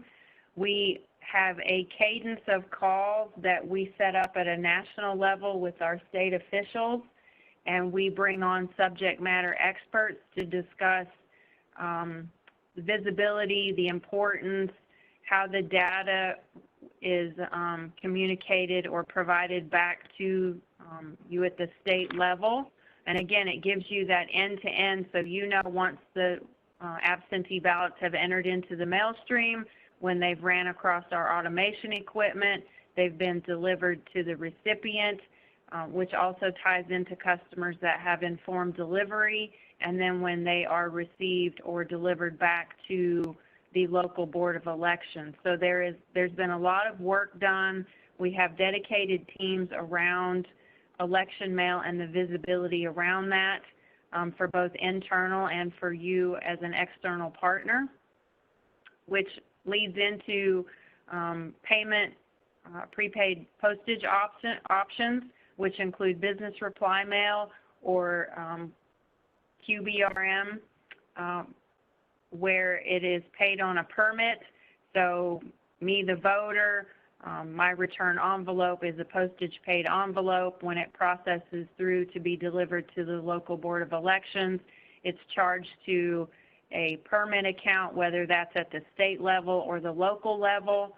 But again, we have subject matter experts that we can set calls up with our states to discuss those various options moving into the November elections. And then, of course, we have very close partnership with the mail service providers or the printers that print the material and that goes into the absentee ballots.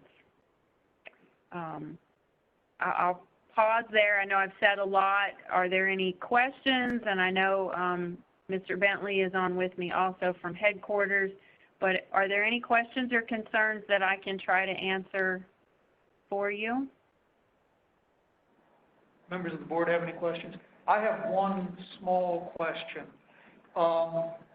During the recent session of the General Assembly, a bill passed requiring local offices to accept absentee ballots that are postmarked on or before the date of the election. And they're required to accept them through the Friday following the election.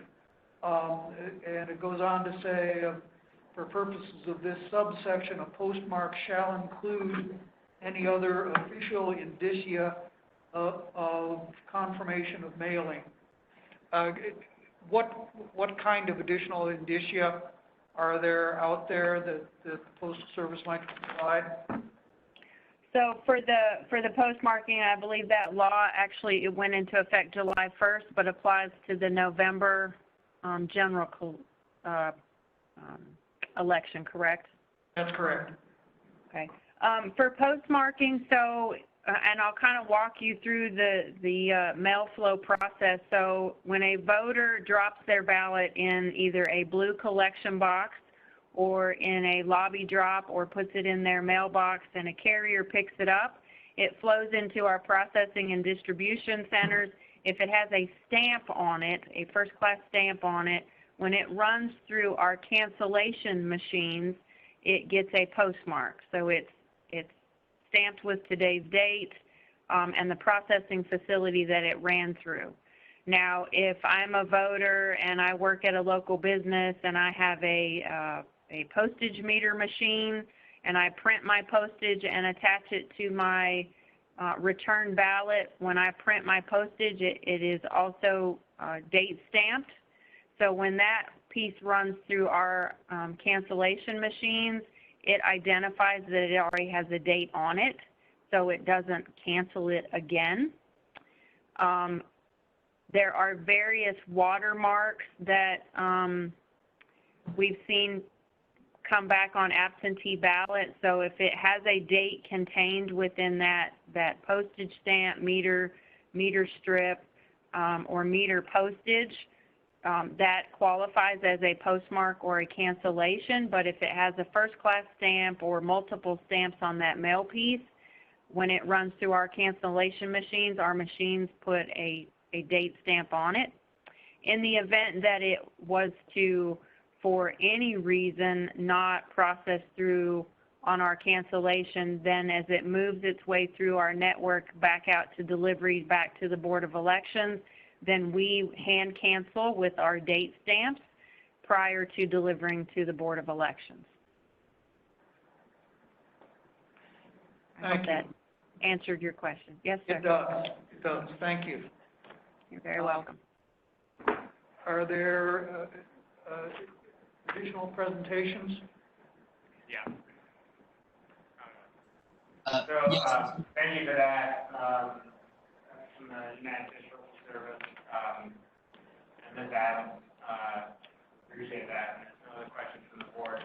So this is Chris Piper again. I wanted to ensure that the board had a chance to hear from somebody I've gotten to know in my position as commissioner.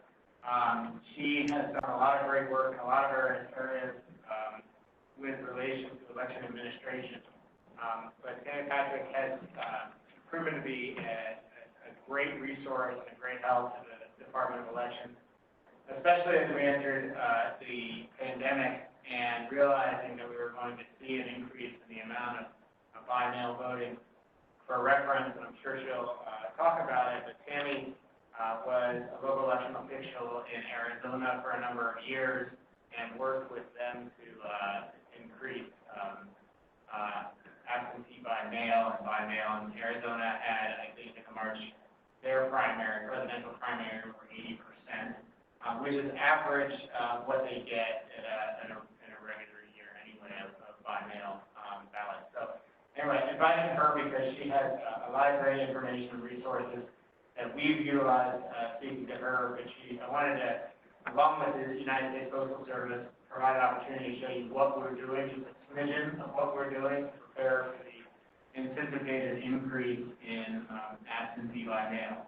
And when she's done, we will draw the ballot order. So, but if Tammy, if you're on the line. I am, Chris. Thank you so much for that nice introduction. Can everyone hear me all right? We can. Please, Excellent. please go forward. Thank you. Excellent. Well, thank you again for giving me some time today to kind of talk through the various things that we're seeing across the country.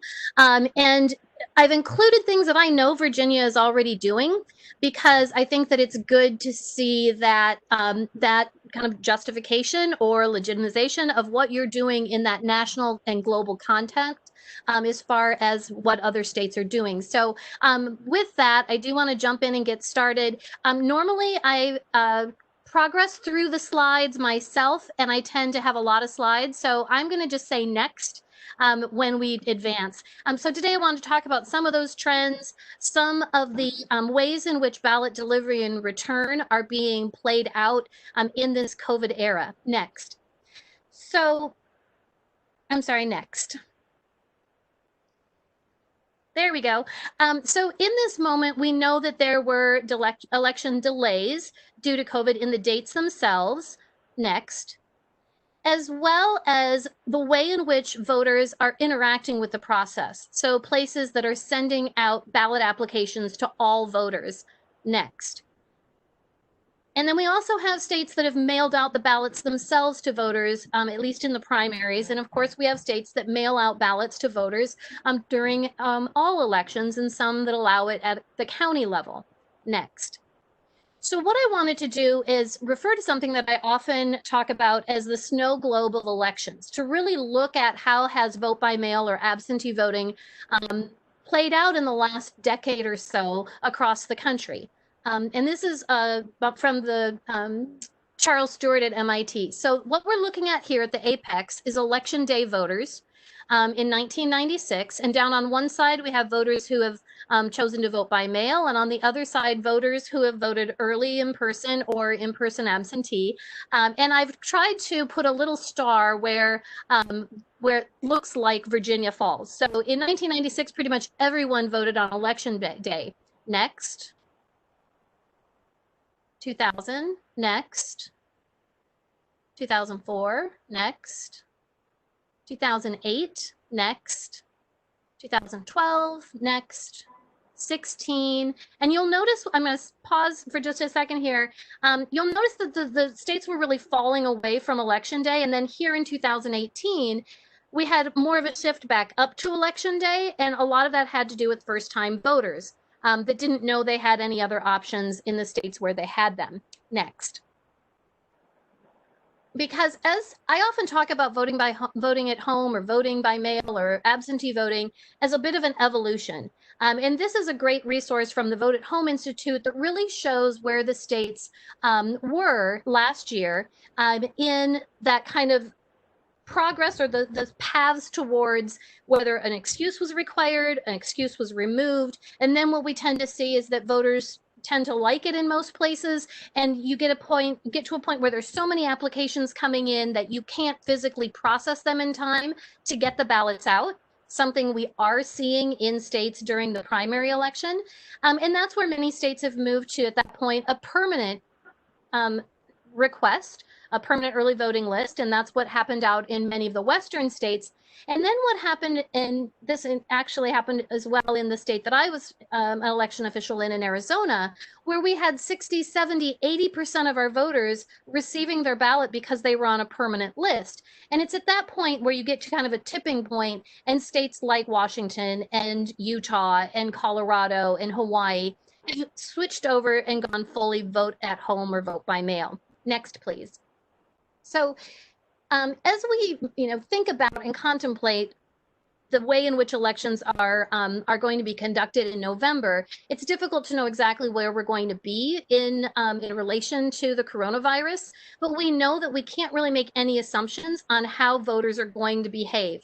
This is a Pew study that came out that said 66% of voters would feel uncomfortable going to a polling place to vote. So we need to think about how is this going to play out in November. Next, please. So we saw places like in Wisconsin, like Michigan, like Georgia, where voters were given the opportunity to submit requests, and these were single-digit application requests in the past. Wisconsin, was right around 150, 160,000 ballot requests. They had more than 1.4 million when it was all said and done. So these are locations where they weren't accustomed to the volume, weren't thinking about the fact that this could happen.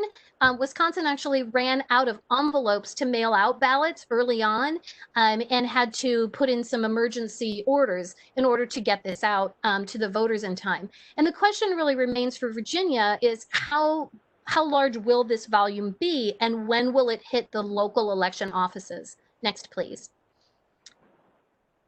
So let's talk a little bit about ballot return and delivery. Next. So when we talk about voting by mail or absentee voting, I always think it's important to remember that for tens of millions of Americans, they have their ballots handed to them by their postal carrier, not a poll worker. And it's been that way for quite some time. Next. But it's to reinforce what Lisa mentioned, it's so critical that we have good communications between election officials, our industry partners, and the Postal Service to make sure that the American electorate is well served and that we do in fact deliver democracy. Next, please. So back in 2016, I wrote this report when I was at the Bipartisan Policy Center about the new realities of voting by mail. And it's really important as your volumes increase of voters choosing this channel, that we know what do we need to think about for voters who vote by mail? What do election administrators need to be thinking about? What should our state legislators be contemplating when we look at our statutory procedures? And then also it included a checklist for the Postal Service itself. Even though this was written a couple of years ago, it really is quite salient today. Next, please. As Lisa mentioned, the delivery standards for first-class mail is 2 to 5 days. That is critical because the vast majority of our voters probably don't realize that if they drop their ballot in the mail, it's not just going right across town. It's going to the main processing plant and then coming back. And so we just need to make sure that we have proper messaging and that our dates align with that. So next, please. These are a couple of the points that I point out when I'm talking to state legislators and thinking about your application process. Is it the case that a voter needs to apply for each election, or can they do it annually? Can they get on a permanent list? The reason that that's important, I did a little back of the envelope calculations, and it seemed like for the amount of time it takes and the cost for printing up ballot applications, mailing them out, getting them back, it averages right around $1 per application for an absentee ballot. And that's important to know because if you're having a voter have to do that for every election and you have 4 elections a year, that increases your costs. So we know that in Wisconsin, they had 1.4 million. If the voters have to send that in again, that's another $1 million that needs to be laid out. And there are more effective and efficient ways of doing it. As Lisa mentioned, the design of envelopes and envelope requirements are critical. Ballot tracking, which I know Virginia has established, checking those statutory dates and deadlines, and then providing ballot return options is really critical. And you mentioned the updating of the postmark language, so I want to show you some samples of exactly what constitutes that new definition. And then throughout all of this, the security. So next, please. Bad design and all of that statutorily required language can ultimately send the ballot back to the voter instead of to the elections office. Next. And that's why it's important to take advantage of some of the design templates that are available through the Center for Civic Design. We are in the process right now. I'm currently a senior advisor, as was mentioned, at Democracy Fund, and we are establishing statewide templates that can be used, and then you just drop in any of the local, local information, return address, local county seal, that sort of thing, and making those available. And I believe that Virginia has also worked with Center for Civic Design to optimize, as Lisa mentioned, being able to make sure your mail flows through the automation process at the Postal Service plant and isn't a side manual process, because that does take longer. Next, please. So one of the other things that was mentioned is the tracking of ballots. And back in 2018, the Postal Service established a ballot service type ID, which one of the most important things about voting by mail or absentee voting is making sure that those ballots have visibility in the mail stream for the Postal Service. And that's why it's critical that we use the election mail logo and that we use the intelligent mail barcode. And those are the lines that you see under your address, and include things like the ballot service type ID so that the Postal Service knows we had 100,000 ballots dropped off in Fairfax, dropped off at our plant, and only 50,000 went out that at the end of the day. We need to find the other 50,000. So it's a way of increasing the visibility and improving the delivery. Next, please. So let's think about what we've seen in the headlines, right? So states failed to get their absentee ballots to thousands of voters. Well, did they? For sure. Or is it the case that with ballot tracking, it's hard to know if the ballot was mailed or not mailed, or received or not received? That's why it's so important to have the tracking and be able to know exactly what happened. So next, please. And that's where having and promoting things like informed delivery is really important. So informed delivery is a free service that the Postal Service offers. I happen to sign up for this because I use a post office box. So every day I get an email that shows me pictures of what's going to be in my mailbox that day. So I decide if I'm going to go down and pick up that circular and that bill, or wait until maybe there's something a little more alluring to get me down to the post office. But this is really important because it showed me when my ballot was going to be in my mailbox. Next, please. And it provides another opportunity. So this is an example from Orange County, California, where they entered into a campaign with the Postal Service and their informed delivery that when the ballots went out, you can augment that with electronic information on where to drop off ballots, where are candidate information. You can link it to any number of things that you would want to. And that's really just an additional bonus and an additional way of reaching out and getting to voters, particularly in this moment where people are quarantined. Next, please. So there's, Lisa mentioned, the delivery standards. And one of the things that I think is also, and you can click 2 more times because I think there's 2, there we go. It's important to know the Postal Service recommends that voters mail back their ballots 1 week before the due date to account for any unforeseen events. And this was before COVID. So it's important to look at your statutes and think about, does that allow for your voter to request a ballot after this, when they should be returning them? And if so, what are the options in returning that ballot? Next, please. So let's look back to 2017. As much as it might not be pleasant for some, I think there were some lessons to be learned there. Next, please. So we know that on Wednesday after Tuesday's election, there was a report of 55 ballots that were delivered too late to be counted. Next, please.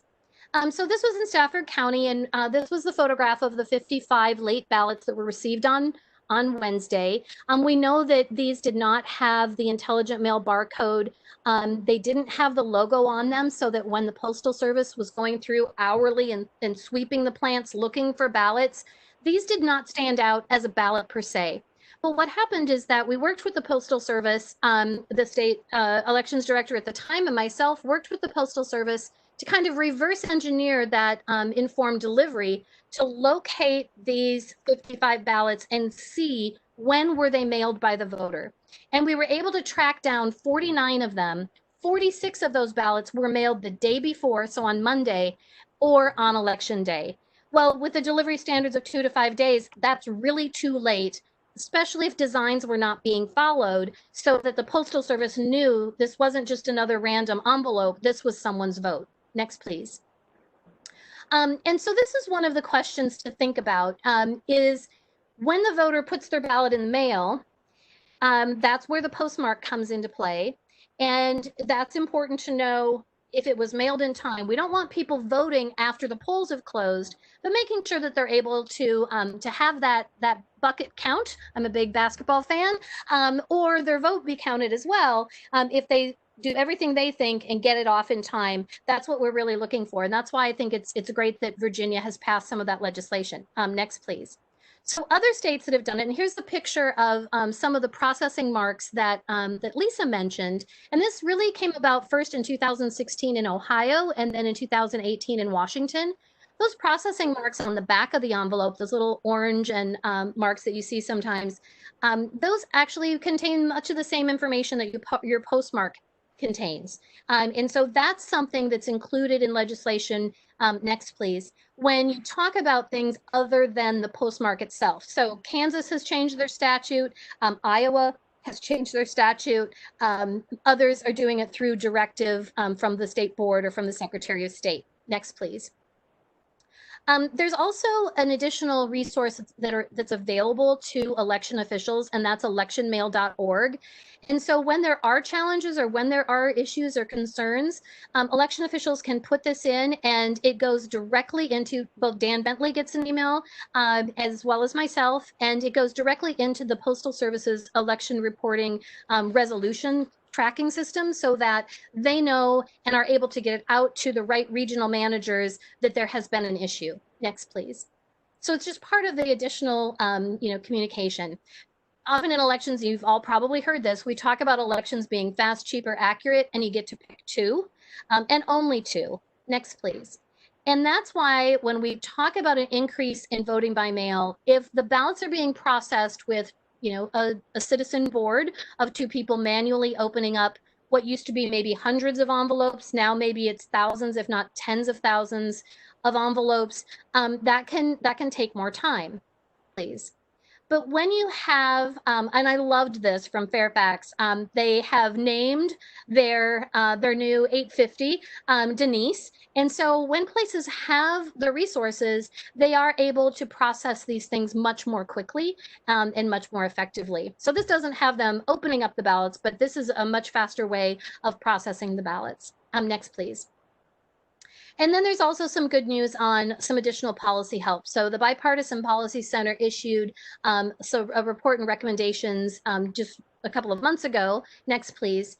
And many of those recommendations actually tie into vote by mail. So things like looking at when ballots can start being processed. When do we have our certification deadline? And is it long enough after Election Day that it gives us plenty of time for auditing and making sure those ballots come back in?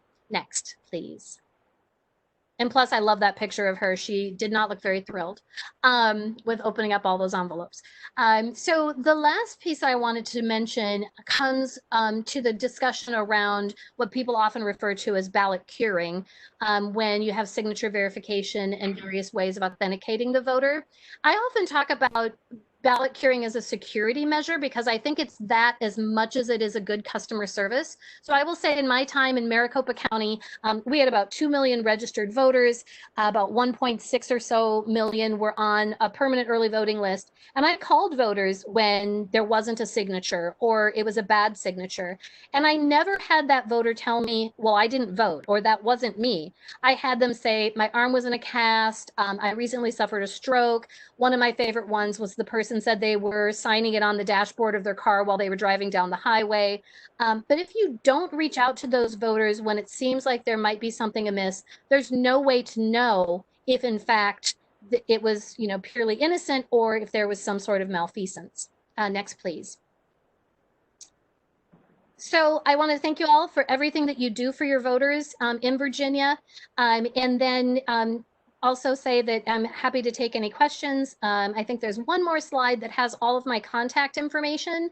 And Chris also knows how to reach me, but I'm happy to take any questions that you might have. Yeah, thank you.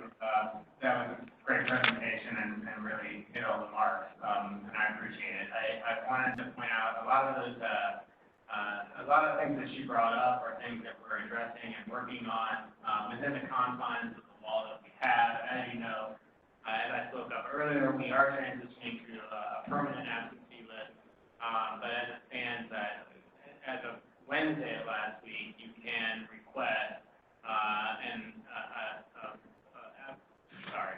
an absentee ballot for the entire year. So we're making that transition. As you know, we just had the United States Postal Service here speaking, and we've been working very closely with them to address some of these issues. Love that you put the needs up. I thought that was great. We've had a lot of fun talking about the needs, to be honest. But Fairfax County obviously has a lot of voters, and it's going to be processing a lot of absentee ballots. We don't have signature verification in Virginia, but we do have the whole process that they have, that an individual has to go through just to even request a ballot, and then verification process along the way.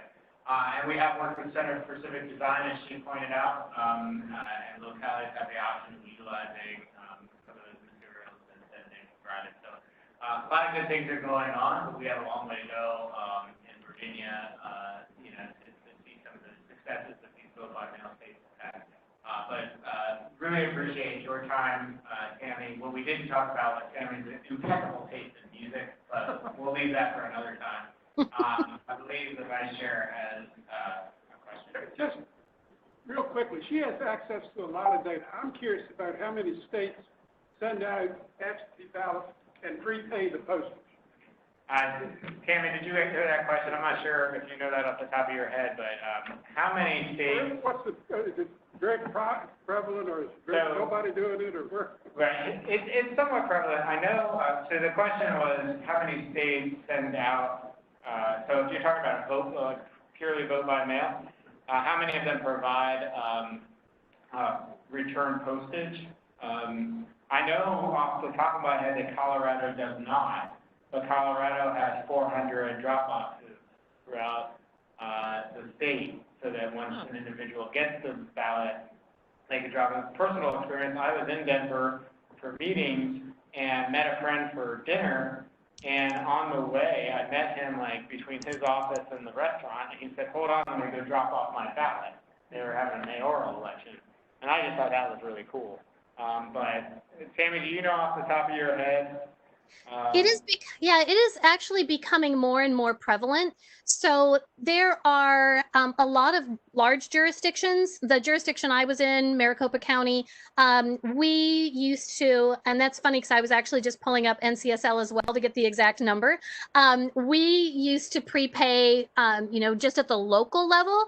So as it shows here, there are 16 states that provide the return postage, and that's statewide. But I think it's also more and more prevalent in particularly large jurisdictions where they are prepaying it as well. And as Lisa mentioned from the Postal Service, that there are different ways you can set that up.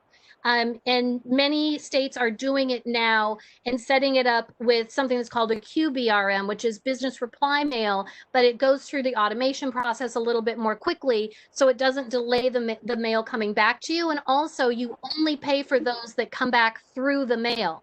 So as Chris mentioned, a lot of places are using drop boxes, and out west, I would say, and I'm going to guess that it's probably because as a species, we are procrastinators, and sometimes we forget to put things in the mail and then suddenly realize it's the day before election day. And if it's not a postmark state, you have to rely on those drop boxes in order to get your ballot back on time. And so that's why it's really important to know that in the states that are using drop boxes, oftentimes more voters return their ballots that way than they do sending them back through the mail. So the offering of prepaying the ballot, it's not that you're paying for every ballot going out. It's only those coming back through the postal channels.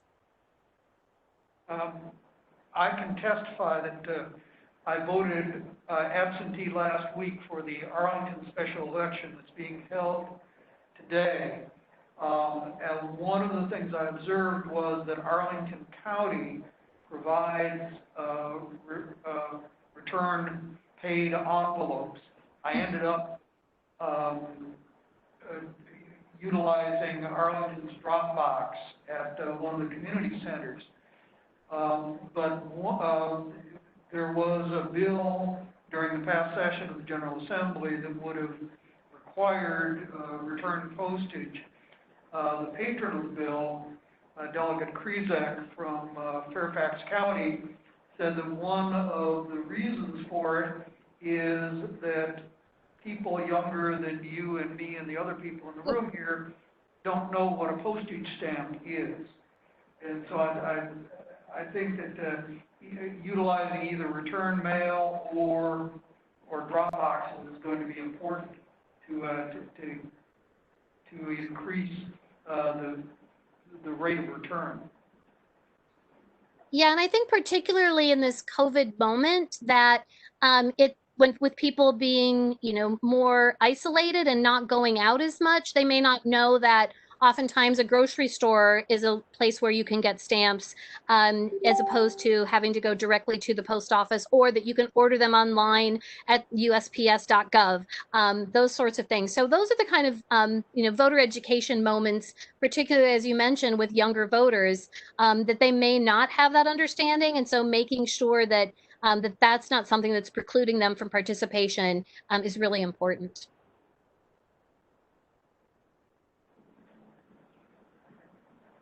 Tammy, thank you again for a great presentation, and all the InTouch students. So thank you, and if there's any follow-up questions, please let me know, and I'll get them to Tammy. But we'll keep you updated on our continued work in this area. Obviously, not just 2020, but as Tammy pointed out, mail voting is certainly going to see an increase no matter what over the next few years, and Virginia is going to be prepared and ready to go for it. Thank you. With that, Mr. Chairman, you have the crystal ball. Very good. So we will go back to the item on determining ballot order for general and special elections from October 1, 2020 through April 30, 2021. Does the board have any questions about this process? I don't. All right. All right. Democrat. See, we're all good. For those who are at home, the commissioner is placing the slips of paper in the canisters.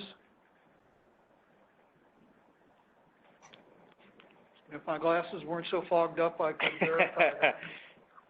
I'm verified, it's correct. Very good.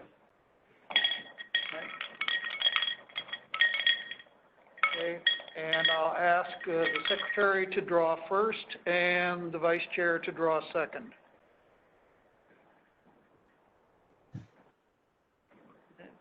Madam Secretary? Democrat. The first drawn is Democrat. And as a result, the second drawn is Republican. And that'll be the ballot order for general and special elections being held between October 1, 2020 and April 30, 2021. I'll entertain a motion that the board certify this determination. I move that the board certify the determination by lot of the ballot order for all general and special elections being held between October 1st, 2020 through April 30th, 2021. Is there a second? It's been moved and seconded. All those in favor, we'll have a roll call. Chairman Brink? I vote aye. Vice Chair Dr. O'Bannon? Aye. Secretary LaCruz? Aye. All right, it passes 3-0. Before we adjourn, do any members of the public wish to comment on a matter other than the items on today's agenda? If not, I'll entertain a motion to adjourn. So moved. Is there a second? Second. Okay, there will be a roll call on this. Chairman Brink? I vote aye. Vice Chair Dr. O'Bannon? Aye. Secretary LaCruz? Aye. All right, the vote is 3-0, and the meeting stands adjourned. And